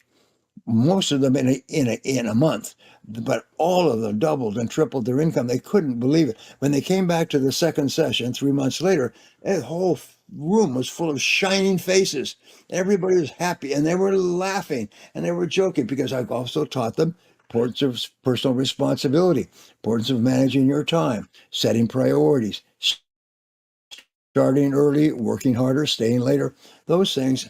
And they were hungry. That's the most wonderful characteristic of successful people is they're hungry. They want it. They want to be successful. Anybody who's heard speakers has probably heard my friend Les Brown. And Les Brown has a book and he's got a talk and a seminar. And, Les has told me many times that he cut his teeth on my materials years, and all his children have been brought up on my materials. But his name of his talk is "You Gotta Be Hungry." You gotta be hungry. And he says it beautifully. He says, gets on the stage and he's a big black guy and he says, you gotta be hungry if you want to be successful. Have you heard that?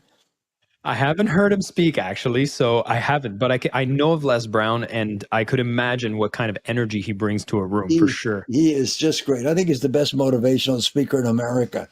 And why? And you're right, because he's right. You gotta be hungry. If you're not hungry,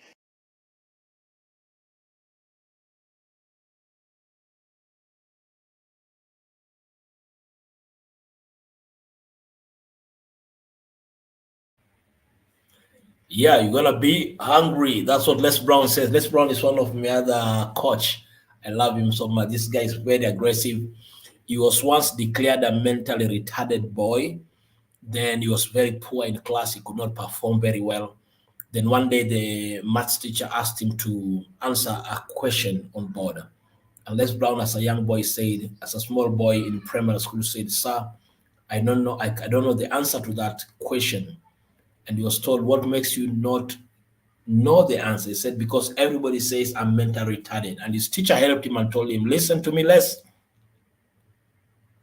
You have a choice to make to believe what people say about you or to believe in yourself and what you can be." And as a small boy, he thought, "Oh, so I have a choice to be what I can be." And Les decided, from today, I'm making a choice that I'll make it in life and become successful in life. If Les Brown comes to Kenya today, for you to listen to him speak for 1 hour or two, you have to be ready with your 100,000 Kenyan shillings. He's one of the highly paid motivational speakers in America. Dreams must be written down. Now, why do we need to write down our dreams and our goals? Now, your goals must be written. That's the first thing. They must be clear, specific, detailed, and measurable. Have a clear goal. Very specific. It is clear if you're intending to do business, which kind of business do you want to be specific? My business is, for example, if me, my business is in public speaking coaching. Very speaking, public speaking. Okay, public speaking, specific, coaching and training. Detail. 1 hour coaching, this is how much the amount of money I charge. If it is 2 hours coaching, this is the amount of money I charge. If it is 1 day coaching, this is the amount of money I charge. If there are 1 to 20 people, this is the amount of money I charge. If there are 20 to 40 to 50 people, this is the amount of money I charge. If there are 50 to 100 people, this is the amount of money I charge. Measurable. The same time. The goal for this training, which I'll be offering, is to help my clients to get to this and this and this and this. That must be written down. And I've built a culture of writing down the same. I came to Nairobi to do a very simple talk on a business meeting. When that forum was over, a group of women came and surrounded me and they told me, "Where are you coming from?" Because these were people who used to work with the former public speaker by the name Pepe Minambo. So I told them my name. They told me which country I'm coming from. I told them I'm coming from Kenya, Mombasa, Kanambia, Pan. I don't think in Mombasa you have great speakers. I told them, yeah, we are great speakers in Mombasa. Even the current speakers we have in Nairobi, all of them came from Mombasa. And they begged me, please, we'd like you to train us, but be extremely cheap for us. We need 1 week training from you. But each one of us, we are willing to pay you 50,000 per person for 5 days. Usituongezee zaidi hapo. Now, and then they told me, we'll make sure that we are going to be in class not less than 20 people in class. We'll do the mobilization, we are going to sign the contract, and we are going to give you the job. Now, if you write down goals and you are placing an order for your goals to be manufactured in a factory at a great distance, how will it come out? You should write your goals today as if you are placing an order for your goal to be manufactured in a factory at a great distance. How will it come out? Goals must be written. So make your description clear and detailed in every sense as an individual. Why? We are writing goals so that before you think about the capital for your business, you are very clear about where you are starting from, where you are heading, and what you must achieve with your goals. Why? The success of every business is on the drawing board, but not on the marketing place. These are things working on the brain. You are from your mind. Now you're shifting from your mind to writing them down. Very key and very important at the same time. Why? Only 3% of adults have written goals and everyone else work for them. That's the disaster. Only 3% of adults have written goals. Please, when it comes to Bill to inshallah, Mungu akipenda biashara yangu itaendelea, write down what you want him to enable you to succeed in. Why? 3% of people write down their goals. Everyone else work for them. Don't be among the everyone else. Be among the 3%. Then set deadlines. Now that you're thinking about starting a business, you need to set your deadlines. Why? Your subconscious mind uses deadlines as forcing system to drive you unconsciously and subconsciously towards achieving your goals and schedule. Once you have set your goals, please make sure that you set deadline, because your conscious and subconscious mind works automatic with deadlines. So there's this business you're thinking about, your deadline. By when should you start it? After how many months should you start it? Do you want to start it by January of next year? Do you want to start it during November when schools are closed and the market is peaking, probably depending on the kind of service or goods you want to sell? Set deadlines. By when should you have the capital? By when should you have interviewed the people who are going to work within your premise? And now the good thing is that if your goal is big enough, set sub-deadlines. Why? Because if you want to achieve financial independence, you may set 10 to 20 years goal and then break it down yearly, monthly, weekly, and daily. For a good example, how much would you like to earn this month? If your intention is that by the end of this month, I'd like to earn myself as an individual, I want to earn myself 250,000. If you want to earn 250,000 by the end of the month, how much would that be earning as far as weekly earning is concerned? Then we divide it by 4.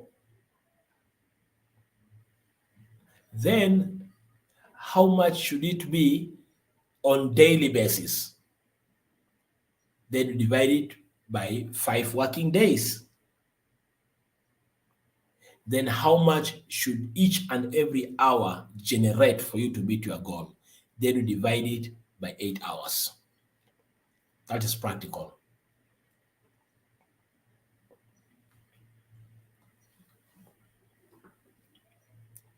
However, if in some reason you don't achieve your goal by deadline, simply set new deadlines. Why? There is no unreasonable goal, only unreasonable deadlines. Learn to switch deadline. Be flexible on your deadline. Be flexible on your deadline. Don't kill yourself with it, because there's no unreasonable goal, only unreasonable deadlines.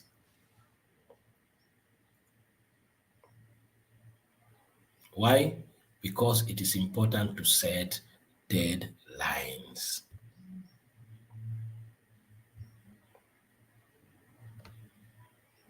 Let me go to the next page.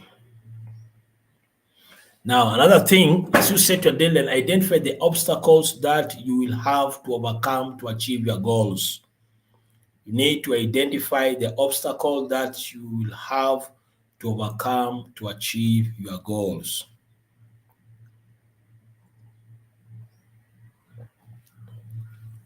What might be the obstacles that you'll have to overcome to achieve your goal?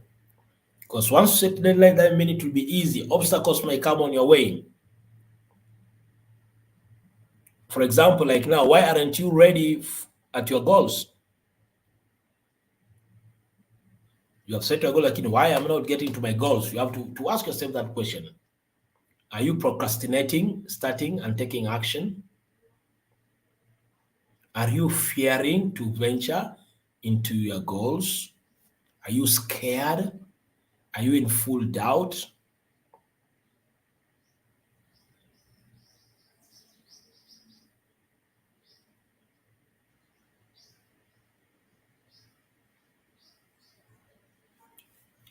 Now, this one brings us to the theory of constraint, which says always one limiting factor or constraint sets the speed at which you achieve your goal. Always one limiting factor or constraint sets the speed at which you achieve your goal. What is it for you? For example, as I start this business, what is it for you? What will it give you? Or what will you achieve from it? Once you know it, now any limitation coming in, you'll be moving faster to overcome a limitation, because you know after I have started implementing my goals, then I'll achieve this goal. That means because now you're going to generate 250,000 per month, there are some things you don't need to bother your husband anymore. You can do it by yourself. There's some things you can do for your children. There's some things you can do for your family. There's some form of relief you can bring in your marriage. Then here again, the 80-20 rule applies even when it comes to our constraints. For example, do you know that fully 80% of the reasons that are holding you back from achieving your goal are inside yourself? Self-awareness. 80% of the reasons that are holding you back from achieving your goals, most of the time there are issues inside you. Now that's where you go back to the self-awareness to learn that what might be some of the obstacles holding me from taking action. Yes, I have a big dream. I've been talking big. I've been sharing with other people about the big things I want to do, but I cannot just start doing the big things. Now, most of the things holding us at this particular point are 80% of what we are battling with from within us, which include lack of skills. You have a very great idea, but you're lacking skill. That's why after mindset, we'll be going to skill set. How now that you have the right mindset, how can we develop right skill set? Lack of right qualities. You have the right quality, right personality, right support staff who are going to help me towards achieving my goal? Or do I lack the right body of knowledge about the industry I want to venture in?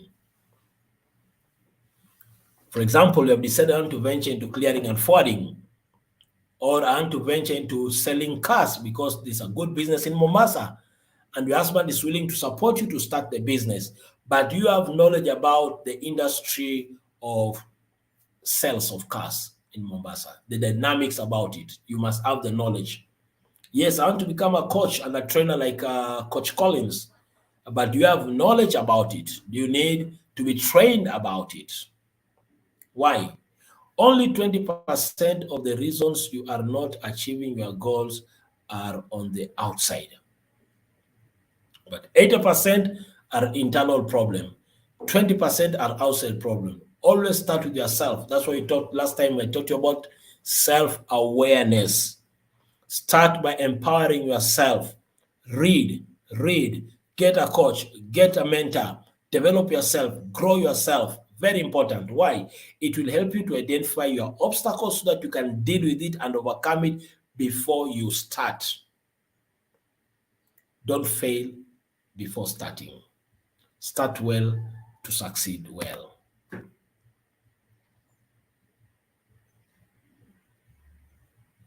Two, identify the knowledge, information, and skills to win you will need to achieve your goals. The other important thing is this: identify the knowledge, information, skills you will need to achieve the goal. Now, you especially identify the skills that you will have to develop to be the top 10% in the field? Which skills do I need to know? If you're going to be in sales, which communication skills, connecting skills do you need to know? Interpersonal skills which you need to know. Engaging skills you need to know. Connecting skills you need to know. Very important. You can have the best product or service, but lack of these skills will make you not to achieve your goals. You need to develop your skills. But how will you develop the skills? By getting right knowledge for that field and for that particular skill.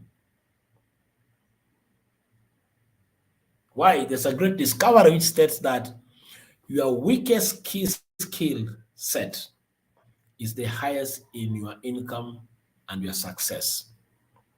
I repeat, your weakest key skill set, because now you're talking about mindset, then you're going to skill set.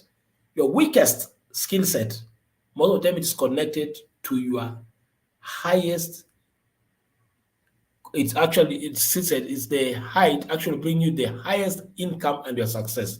For example, the skill of communication or public speaking might be your weakness. You are so scared. How will I talk to people? How will I engage the people? How will I make people to understand me well? How will I connect with the people? This might be your weakest skill. But if you build it, it is so much connected with your highest income. The highest income. So what do? Get to learn the skill. Grow the skill, develop the skill. Why? Because this weakest skill is connected to your highest income.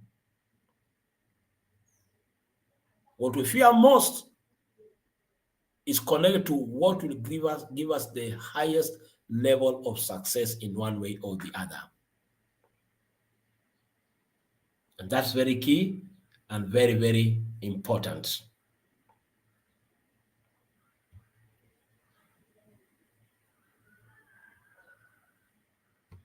So what does it tell us? You can make more progress by going to work on the one skill that is holding you back more than any other. The skill which is holding you back, kindly go and work on it. Build it up, grow it up, develop it up. But there's some key question you need to ask yourself. What one skill, if you develop and did it in an excellent fashion, would have the greatest positive impact in your life? Which is this one skill. If you put all your energy to sharpen it as an axe, it will give you the greatest impact in your life. That's the one you need to identify a coach and grow it. What one skill, if you develop and did it consistently, you repeat and repeat and repeat in an excellent fashion, would help you most to achieve your most important goals. You need to identify that and grow it. Whatever the skill, write it down right now. I want you to do that. Which skill do you think you need to have? Which is your weak point? You need to grow it. Write it down right now. Then make a plan and work on it every single day. Be ready to pay to build up yourself. Why? Only 20% of the reasons you are not achieving your goals are outside. So put effort to build your inside. Always start with yourself. Write down 2-3 areas you feel like this is my weakness. Fear, intimidation, anxiety. Then which skill you need to build to overcome such limitations. Number 6, identify the people whose help and cooperation you will require to achieve your goal. Identify the people whose help and cooperation you will require to achieve your goals. Identify the people whose help and cooperation you will require to achieve your goal. This is very important. It's one thing to identify your weak point. It's another thing to identify people who can help you to grow. Now, here, make a list of every person in your life that you will have to work with and work around them to achieve your goal. Yes, you want to start your business, but who are the people you need to work with for the business to work well? Who are the people you need to be around them for your goal to be achieved? Make a list of every person in your life that you will need to have and work with and work around them. The best thing is this: start with the members of your family whose cooperation and support you will require. The law of known to unknown. Start with the members of your family. I'm starting this business. There's this program I'm starting. Please, like, I love it because what you're doing right now, it started from the members of the family. There were Brazil families still calling each other, the daughters, the cousins, and now the friends. Within a short time, you're going to expand your scope of impacting the life of many people. So from your family members, then list your boss, co-workers, subordinate staff, especially identify the customers whose support you will need to sell enough of your product or service to make the kind of money you want. Now remember, listing here, listing, don't imagine now listing, you're writing down. Now, who are some of your boss, co-worker, subordinate staff, other customers who will help you to sell as much as possible, either it's your service or your good. Why? It's not a one-man show. You need a team to come into your idea so that now you can sell. Why? Communication is the third level of making money. The more you communicate as you sell your ideas, your books, your videos, your goods, then you're going to make money, and you have to make it the way you want to make it by the end of the day. Why? Because once you have identified the key people whose help you'll require, ask yourself this question: what's in it for them? Now, this is very key and very important. Once you've identified the key people whose help you require, this is the coach, I need his help. This is the mentor, I need his help. This is the people, I need the help. Please ask yourself this question: what's in it for them? Be a go-giver rather than a go-getter. Now, if you identify a coach or someone who has something which can help you, please make sure you budget to pay them well. Don't be stingy. Usiwe mkonogamu. Why? They're investing their knowledge to you. Don't bargain too much until the person feels like, I don't need to do this thing, or it will give you a substandard training or coaching. Be ready to invest in them, and people will invest in you. I think that's where the challenge is. Like yesterday, from yesterday until today morning, there are different groups of people who are calling me, we'd like you to come and train us on this. But when it comes to the issue of money, people are bargaining. Now, let's say, I have to use my fuel, I have to use my knowledge, I've invested a lot of money to myself. Then why do you want to gain so much but are not willing to pay for the same? Once you get someone who can add value to yourself, please, what's in it for them, not for you, for them. You'll gain knowledge. And some of these principles can make, I told you about one of my colleague who went to meet Njenga Karume to ask for tips for success. And he just gave Njenga Karume 5,000 appreciation, and Njenga got excited and declared his poverty is over, and he connected him to other business people. Always plan what to give out to your coach or your trainer.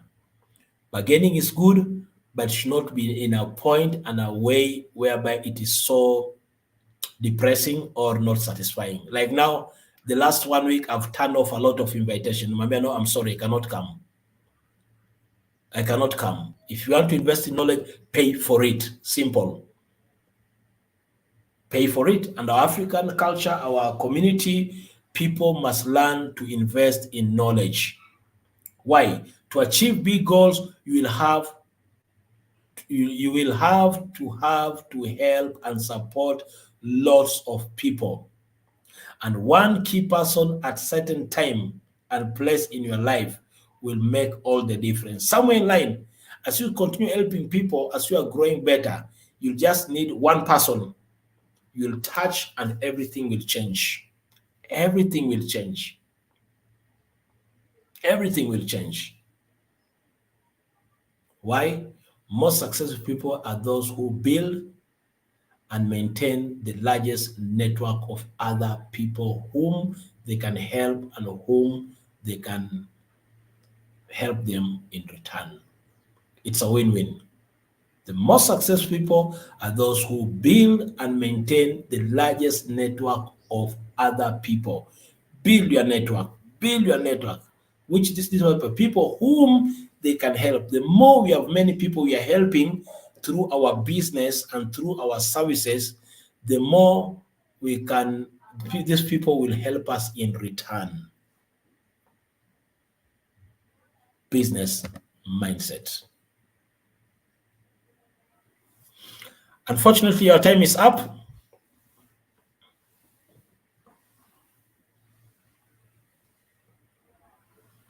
I need your advice. What can we do? We are 12 minutes past. We started around 12 past. It's exactly 2 hours.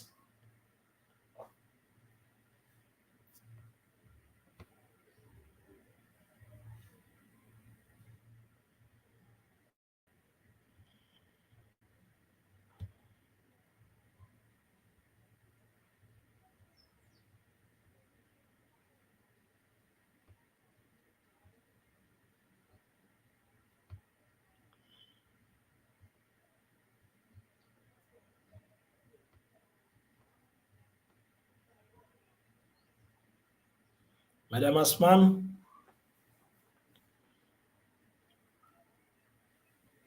I need advice from the group. Our 2 hours has elapsed.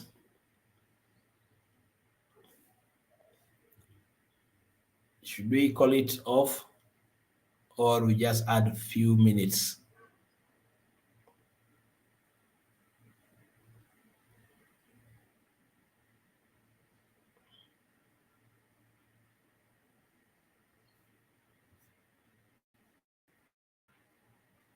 I need a feedback.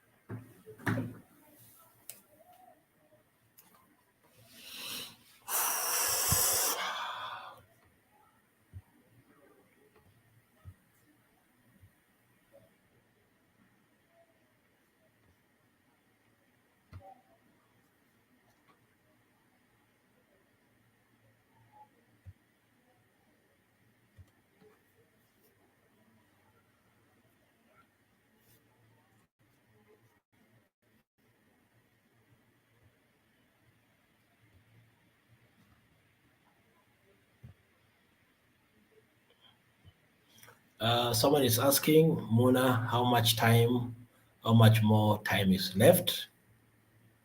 Madam Asman says, let's continue, please. We finish this topic to end.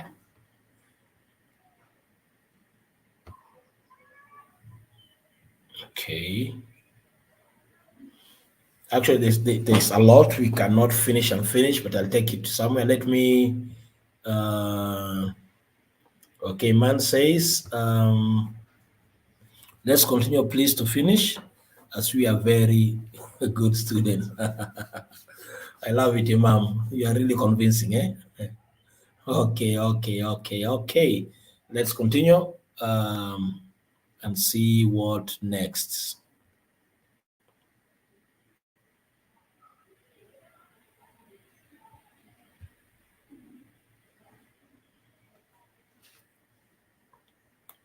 Okay. The next thing is make a list of everything you will have to do to achieve your goal. Make a list of everything you will have to do to achieve your goal. Now remember, all these things are done behind the scene. It's a transition between what's in your mind by putting it down on a paper. What's in your mind, put it down in a paper. What's in your mind, put it down in a paper before you launch. Now here, combine the obstacle that you will have to overcome, the knowledge and the skill you will have to develop, and the people whose cooperation you will require. Now, in making a list of everything you will have to do to achieve, you combine all these things in that list. Combine the obstacle that you'll have to overcome, the knowledge which you need to add to yourself, and the skills you need to develop before starting your business, and the people whose cooperation you will require for you to succeed in your business. Write it down. Make a list of all that. List every single step that you can think of that you will have to follow to ultimately achieve your goal. Every single step, write it down. Write it down, because this will help you to achieve your goal.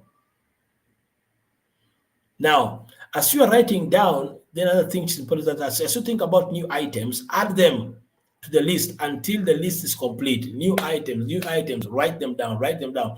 I'll need a room, I'll need an office, I'll need a store, I might need a laptop, I might need a desktop, I might need some training facility. Write down, add more and more and more. Now, when you make out a list of all these things you need to do to achieve your goal, then you begin to see that your goal is far more attainable than you thought. If there are some impossibilities, the impossibilities start running away. They'll start fading away, because now you are coming with a realistic list, and it's going to make you see it. It's possible, it is doable, and it can work by the end of the day. But if you don't write down the list and you're just trying to think on your bed, you'll see walls of impossibility. Why? A journey of 1,000 miles begins with a single step.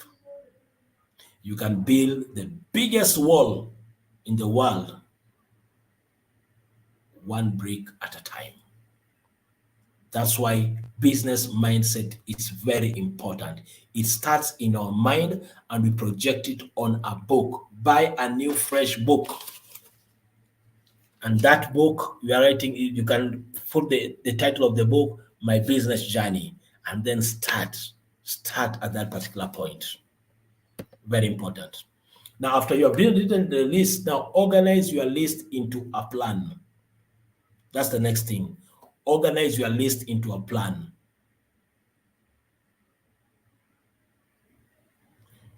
Now, you organize the list by arranging the steps that you have to identify by sequence and priority.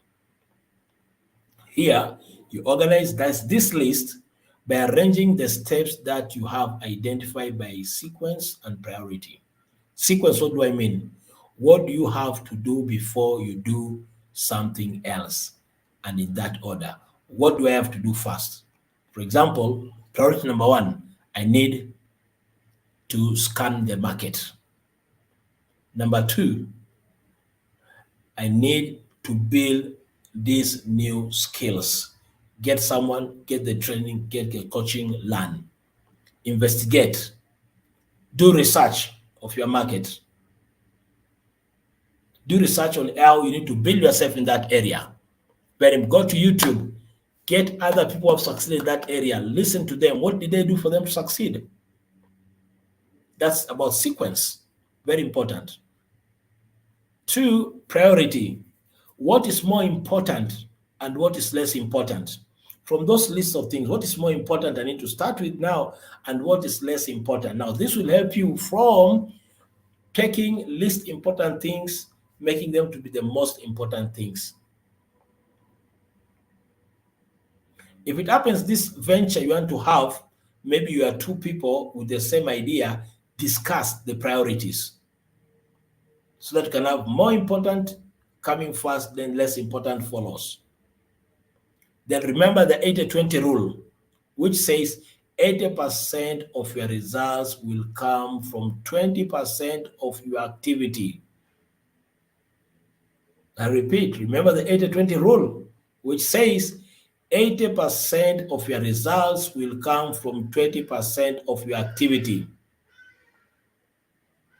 So the 20-80 rule says that the first 20% of time that you spend planning your goals and organizing your plan will be worth 80% of time and effort required to achieve the goal. Planning is very important. I repeat again why. The first 20% of time that you spend planning your goals and organizing your plans will be worth 80% of time and effort required to achieve your goal. Meaning that if you take your first 20% in your planning, the 80% will just flow towards where the pipe of planning you have set. Remember, goals must be written. Plans must come out of what you have written and listed down. So now make a plan. Make a plan. Success is very intentional. It's not coincidental. Aliangukiwa tu, alitumukiwa tu. Every successful people have done it with great intention. Make a plan. Organize your list into a series of steps from beginning to the way through the completion of your goal. Why? When you have a goal and a plan, you increase the likelihood of achieving your goal by 10 times more to 1,000 times. Very important. I repeat again, when you have a goal and a plan, you will increase the likelihood of achieving your goal by 10 times up to 1,000% of achievement. Why? Because you plan each day, each week, each month, and you advance. That's what to do. Each day you're planning, each week you're planning, and each month you're planning. So I was telling you at the time, one thing I like with the system of education I've taken my kids, every morning when they arrive in school, they must write down the goals of that day, which will be projected by the goals. The first, when they arrive in school and the term opens, they write the goals for that term, they write the goals for each month, they write the goals for each week. Then every day, they start writing goals for each and every day, which will make them to achieve the goals for the week, the goals for the month, and finally the goal for the year. So a child will be able to finish one calendar year within 2 terms with good plans and implementation of the same plans. Plan each month at the beginning of the month. Every beginning of the month is a new month, plan for that month. Plan each week the weekend before. So before the week starts, during that weekend before, plan for next week. Plan each day by evening before. Like Brian Tracy says, great self-made millionaires, they wake up early in the morning before everyone and spend at least 2 hours per day reading. 2 hours per day reading, adding knowledge to themselves. And today we are lucky because apart from reading, we have a lot of trainings on YouTube which you can listen to and you add value to yourself. Why? Because you are in a mission of making a plan. Why? The more careful and detailed you are when you plan your activities, the more you'll accomplish in less time. I repeat, the more careful and detailed you are when you plan your activity, the more you'll accomplish in less time. And that's what you want, freedom of time. Freedom of time and freedom of money will come through good planning. And the rule is that each minute spent in planning saves 10 minutes in execution. This is powerful. The rule is that each minute spent in planning saves 10 minutes in execution. Now, this means that you get 1,000% return on investment of time in planning your days, your weeks, and months in advance. Now, this is what will lead you to freedom of time. You can enjoy raising your children at home. You can enjoy time with your husband. You can enjoy time by yourself because you are a good planner. And because of that, you deserve it. And the system of Satan has been designed to make sure that we waste our time and we don't get return on our investment on time. That's a satanic system. But once we know with good planning, like God is a good planner, we are going to save a lot of time and enjoy moment with our time with our family. That has been my greatest desire, even as a person, that the more I plan, I get good results. I can have time for myself. I can have time with my wife. I can have time with my children. Number 10, select your number one most important task for each day. Select your number one most important task for each day. How will it work? Set priority on your list using the 80-20 rule. Set priority on your list using the 80-20 rule. As you have talked before, ask yourself this question. If I would only do one thing on this list, which one activity is most important? Whatever your answer to that question is, put it as priority number one. Put it as priority number one. Then ask yourself, if I would only do one other task on this list, which one task would be the most valuable use of my time? Then write number 2 as the next task. Keep asking the same question. What's the most valuable use of my time on this list? Until you have your 7 top tasks organized by sequence and priority. Why? You are selecting number 1 of the most important tasks for each day on your list, order of list, so that you don't finish your day by accomplishing little and less priority issue, and you forget the most important issues. Don't worry about the notes, I'll be sending them to you. Here, another question you need to ask is, if I would only do one thing all day long, which one activity would contribute the most value to my work and my goal? If I would only do one thing all day long, which one activity would contribute most value to my work and my goal? You have a shop, you have a business premise. If you would stay there for all day, or if you would market your business, or if you will go out to sell your product, which would be one thing, if you do, it will be worth for your business to succeed? Why? Focus and concentration are the key to success. I've been lecturing sometimes in psychology. So I lecture in different classes in 2 different institutions. Then they used to pay me end month.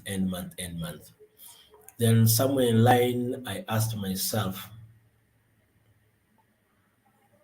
by the way, what I'm earning by lecturing,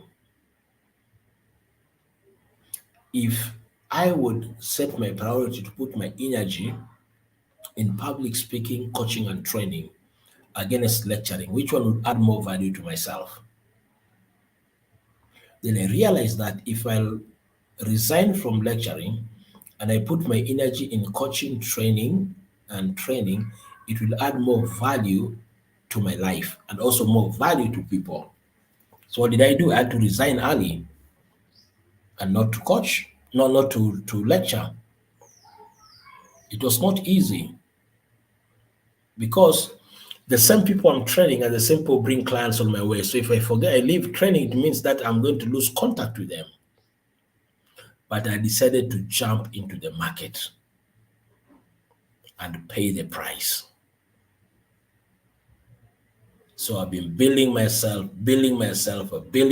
I get opportunity, I do coaching, I do training.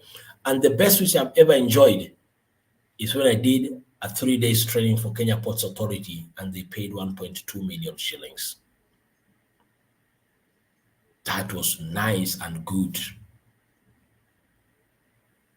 And it motivated me even more and more and more. What's the secret here? The secret is simple. Putting your right energy at the right place for the right results. Focus and concentrate, and concentration are the key to success. Focus means that you know exactly what it is that you want to accomplish. And concentration requires that you dedicate yourself to doing only those things that move you towards your goal. Anything that doesn't move you towards the goal, stop it. Don't do it. Don't waste your time on it. Don't entertain people and make them happy because they are seeing you there. Do only what will make you towards achieving your goal. The rule is that each minute you spend planning saves 10 minutes in execution. And that's very key and very, very important. Finally, as I prepare to finish up, develop the habit of self-discipline. Develop the habit of self-discipline. Now, once you have decided on your most important task, resolve to concentrate single-mindedness on that one task until it is 100% complete.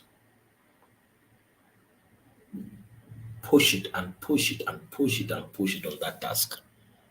Why? Because your ability to select your most important task and then you work on it single-mindedly without diversion or distraction will double and triple the quality and quantity of your output and your productivity.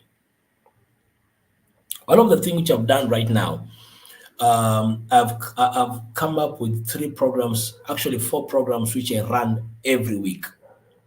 Every Tuesday, I run a program called My Wealth, My Health, which my wife does a lot of talks. My wealth, my health, my wealth. Then every Wednesday, like today, I do a program called Moment with Christ. It's religious, but not religious at the same time. So we talk about different issues about, like today we'll be talking about the need for mediation in Kenya with the president of Mediation Africa, president of mediation. Then every Thursday, I do Marketplace Venture. Marketplace Venture is a program which I do to talk about success in the marketplace. If you're a business person, you are an entrepreneur, you are a public speaker in any field, what are some of the things which you need to know to have success in your marketplace? Then every Friday, I have a program called Rebuilding Family Foundation, which I talk about family, marriage, and life. And of late, since I started doing it, I'm putting a lot of focus on these programs.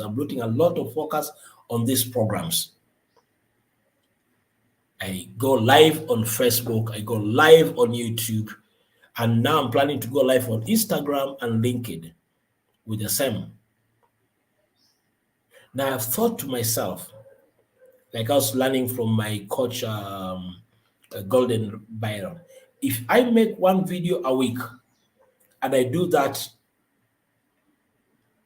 in the next 10 years, the number of videos which people will be viewing on my channel, if I get paid only $2 per view per person, it will earn me more than $20,000 per week, which is more than 2 million Kenyan shillings per week. What about now that I'm doing 3 videos every week and getting more viewership every week? That one means that it will give me somewhere in line, YouTube will start paying me for giving room for how do YouTube pay me? They pay me because in my programs, they pass advertisement, and out of the advertisement, then I get good pay out of it. My wife also is pushing towards building a YouTube channel. She's talking about health every day, every Tuesday. But she's waiting a time whereby many people will be following up her program, and YouTube will start paying her for giving out content on health to the public. Do you know what it means? In the next 2 years from now, in the next 1 year from now, if each one of us will be earning not less than 5 million Kenyan shilling each and every month, she doesn't need to go and work in Aga Khan Hospital anymore. We'll focus on building our business, family health, life skills, and career development. And we'll be training people and coaching people and building people and posting our videos on YouTube. YouTube will pay us, Facebook will pay us, TikTok will pay us, LinkedIn will pay us, Instagram will pay us. And that one means I, my wife, and my children will enjoy our moment. And I took them to individualized learning systems so that now they can be learning at home. We can enjoy life. We can be able to help people in the community. We can be able to help the orphans and the needy in the community, because our goals are now bringing good results back to us. Why? Every information we have, people need it. And these people who need it, they have money in their pocket. I just need to give them the information and they give me the money in their pocket, and we all celebrate and move on with life. That's why now developing a habit of self-discipline becomes extremely important. Why? You are built to select your most important task and then to work on it single-handedly without diversion and distraction is very key. Why? It will double, triple the quality and the quantity of your output and your productivity. And I believe it will work. I'm waiting for the day as a Kenyan public speaker for someone to call me 1 hour. You are not ready to pay 50,000 shillings. You're not willing to pay 100,000 shillings. I'm sorry, I cannot come. I'll send my students to come and talk in your meeting. Why? Because I've added value to myself. Why? Handling is one of the most powerful of all time management technique. This means that when you start with the task, you avoid all distraction and stay with that task until it is done. You are good to go. Why? Because once you have developed the habit of completing your task, you'll earn 2 and 3 and even 5 times as much as other people. Why? You have discipline in your service. Very key and very important. This is a principle in any sector of business which you are in, after all is said and done. Last and not the least, practice visualization on your goal. We are back to our mind visualization. Practice visualization on your goal. Create clear, vivid, exciting, emotional pictures of your goals as if they are already a reality. Create vivid, exciting, emotional pictures of your goal. Like now in my mind, I picture myself one of these days in different countries doing presentation with Les Brown, doing presentation with Golden Myron, doing presentation with already in Kenya. I've been training and coaching people like PLO Lumumba, and we have been getting invitations out of the country to go with them. I'm picturing myself even having such kinds of forums, big forums, whereby they pay your air ticket to and fro, they pay for your hotel accommodation, they pay you for each and every coaching and training you have, and then out of that meeting, you get visual training, virtual trainings, which people continue paying you for that. But this demands that you have to see your goal as though it were already achieved. That's faith. The goals you have written, see them as if they have already been achieved. Imagine yourself enjoying the accomplishment of this goal. Seeing myself on a yacht with my wife and my children, happy and excited. When other students are running with their bags to school, we are enjoying our moment. Our holiday can be any time as a family. Why? Because we are impacting people's life and people are responding by paying us back. If it's a car, imagine yourself driving this car. You have bought it by yourself, and even you can buy for your husband. Why? Because your home-based business is working for you very well. If it is vacation, see yourself on a vacation already. If it is beautiful home that you want, see yourself living in a beautiful home. It is possible. Visualize it. Why? What others have done and they're achieving their goals, you're also doing the same and you'll achieve your goal. Now, in visualization, you need to understand one thing. Take a few moments to create the emotions that would accompany the successful achievement of your goal. How would you feel the time you're telling your husband, my dear husband, next Hajj, I'm committing myself to pay your air ticket plus for our sons and daughters. Your husband will be a very proud, happy man. Try to imagine you are telling him that I'd like us to have holiday so that I can relieve you from your duty. Let the assistant manager take over the business. I want to take you out for 1 week. I love it in Islam. Adija was a great businesswoman. I'm trying to imagine if Adija existed today in a world of today, how he would have made millions of dollars with aggression which they had during her days without digital platform. She was a respected businesswoman. Did it happen just coincidentally? No. She understood the market. She understood where to trade at the right time with the right people. She understood the people to associate herself with. You're talking about the richest man in the world, who was a very religious Muslim, Mansa Musa. This guy was not that rich coincidentally, by accident. No. He understood the concepts. He crippled the economy of Europe for 12 good years because of the massive wealth which he had. A mental picture combined with an emotion, it has an enormous impact on your subconscious and your superconscious mind. We must visualize our dreams. Very key and very important. Up to that point where we are, I'm quite sure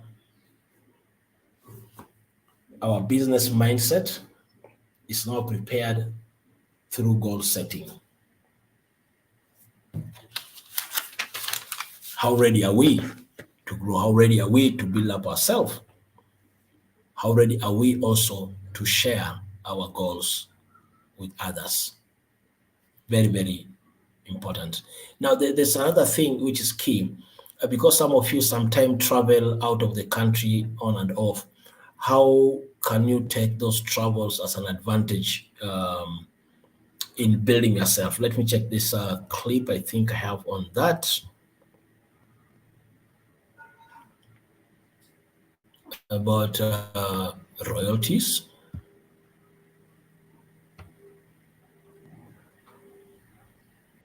One of the things I found is that when you go to foreign countries, 95% of the products that are really popular in a foreign country are never sold outside that country.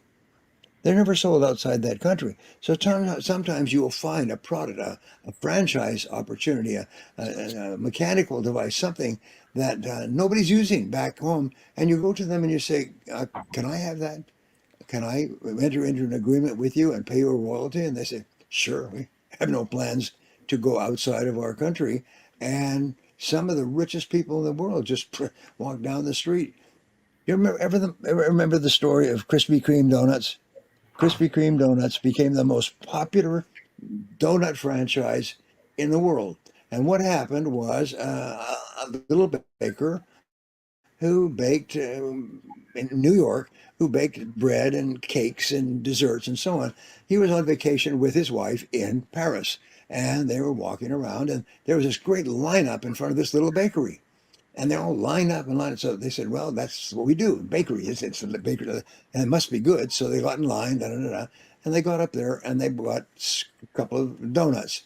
And they went and sat outside and ate the donuts. And they said, geez, these are good. Geez, these are good. Wow. Holy smokes.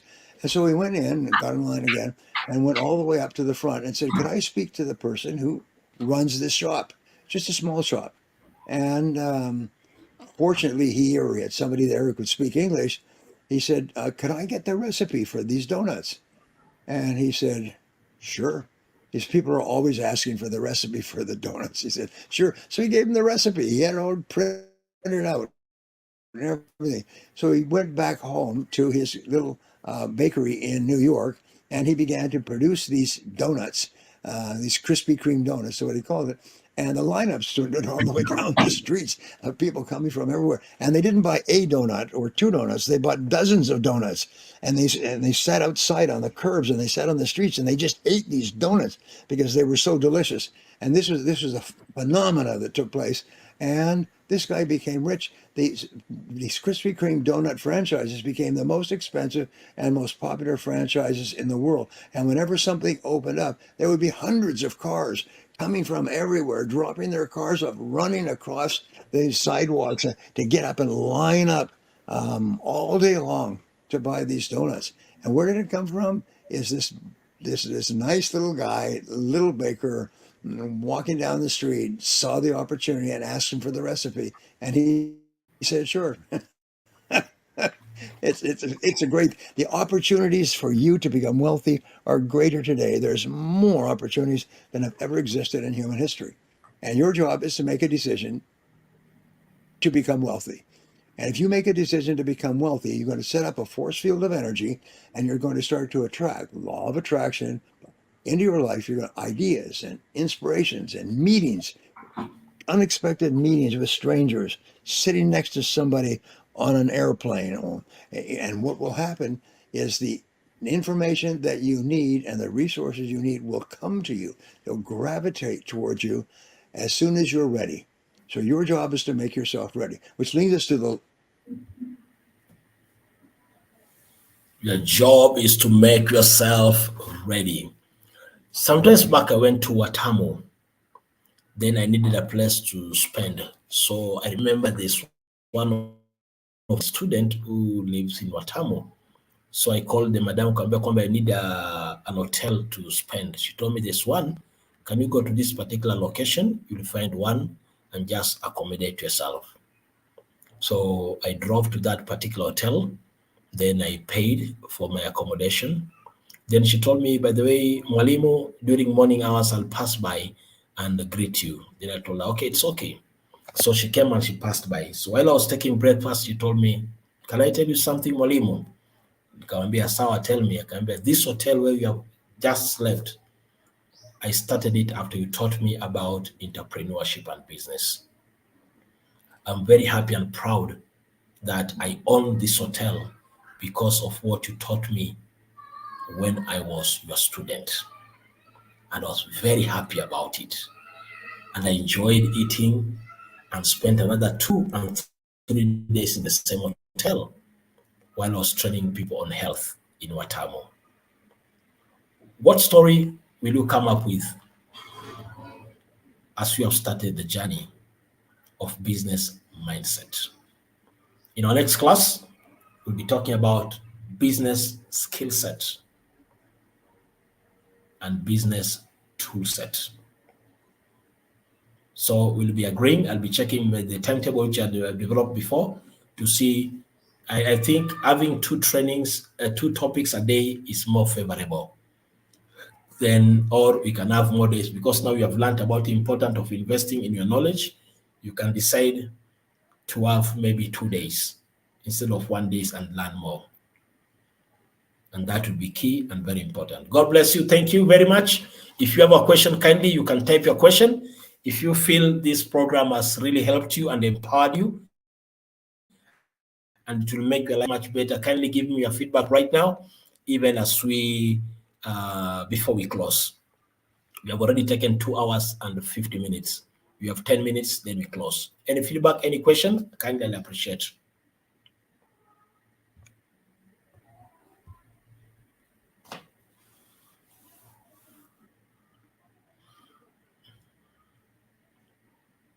You can type if you have any question, you can type. I need your feedback. Was this training today worth listening, worth attending? I know some of you are so much worried about privacy. I don't think there's any stranger who has coming to this meeting today. Yeah, someone is asking about what about grief and loss? Yes, we have the issue of the grief and loss. I think what we'll do next time, we'll continue with grief and loss from where we left, and then we do skill set. So grief and loss and skill set. Those are the two we'll need for the day, for our next training. Feedback, please. Mama Sman says, it is very motivating and encouraging. Thank you for that feedback. Thank you very much. Muna says, thank you, and thank you for your time. Karibu sana. I appreciate, I value you guys very much. That's why I agreed to set another time.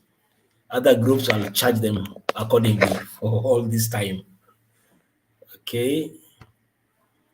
Madam Asman says once more, yes, thank you. But Zoom gave us better interaction. But Zoom gives us better interaction. Oh, the other type of Zoom. Okay, I'm getting you. Next time, if you decide the other type, I have a Zoom account, but right now I've not paid for this month. So, and I'd not budgeted to pay for it for this month. That's why I decided I'll stick on this. Or if money has to come in, maybe my participants will pay for the money. So because we did not plan for you to pay, I decided that we use this one. Okay, let me get more feedback. Yes, completely worth from Sheikha Bazir. Yes, completely worth it. Thank you very much. Iman says, thank you very much. Today's session was very eye-opening. Thank you, Iman. I really appreciate for your feedback. Iman Asper said, thank you very much. Today's session was very eye-opening. Yes, a repetition of the same. Yeah, thank you very much. More feedbacks?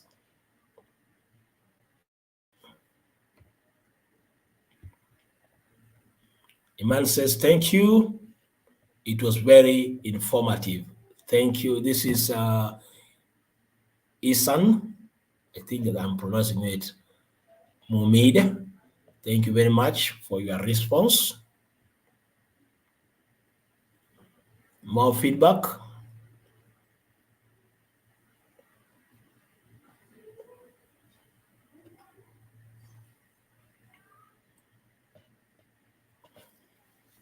Good. Thank you, everyone. I really appreciate so much. And Madam Asman, if you like to talk and to be seen by others talking, I can give you a link and you can join me in the studio here, and then maybe you can give your comment if it is okay with you. Someone is asking, is it recorded? Yes, it's recorded. Anytime you want to listen to it, just join this link. Then just join that YouTube and you can listen to it again and again and again. It is recorded.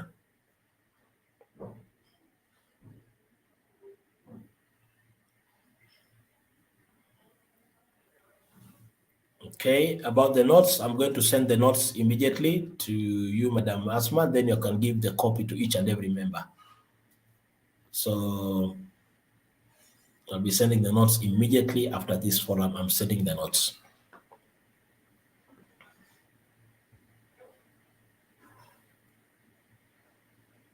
Okay. Thank you, everyone. I really appreciate your time and your moment. It was good having you around, and also it was good. So this night, please, you can join our program about mediation. I'll be very happy. Once you join that program, kindly subscribe to that channel. Subscribe to that channel. It will be so nice. You can subscribe to the channel, and it will be so nice. I really appreciate so much on the same. Any question from any participant, or we can call it a day?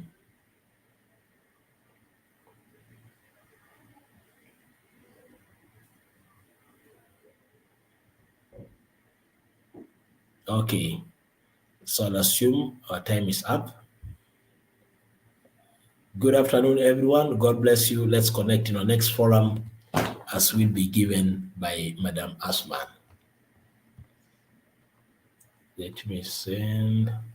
Okay, someone is asking me to send the link. The link for this? Okay, I'll send it. Oh, the link for the evening meeting, I'm going to send it immediately after this. I'll send it immediately after this.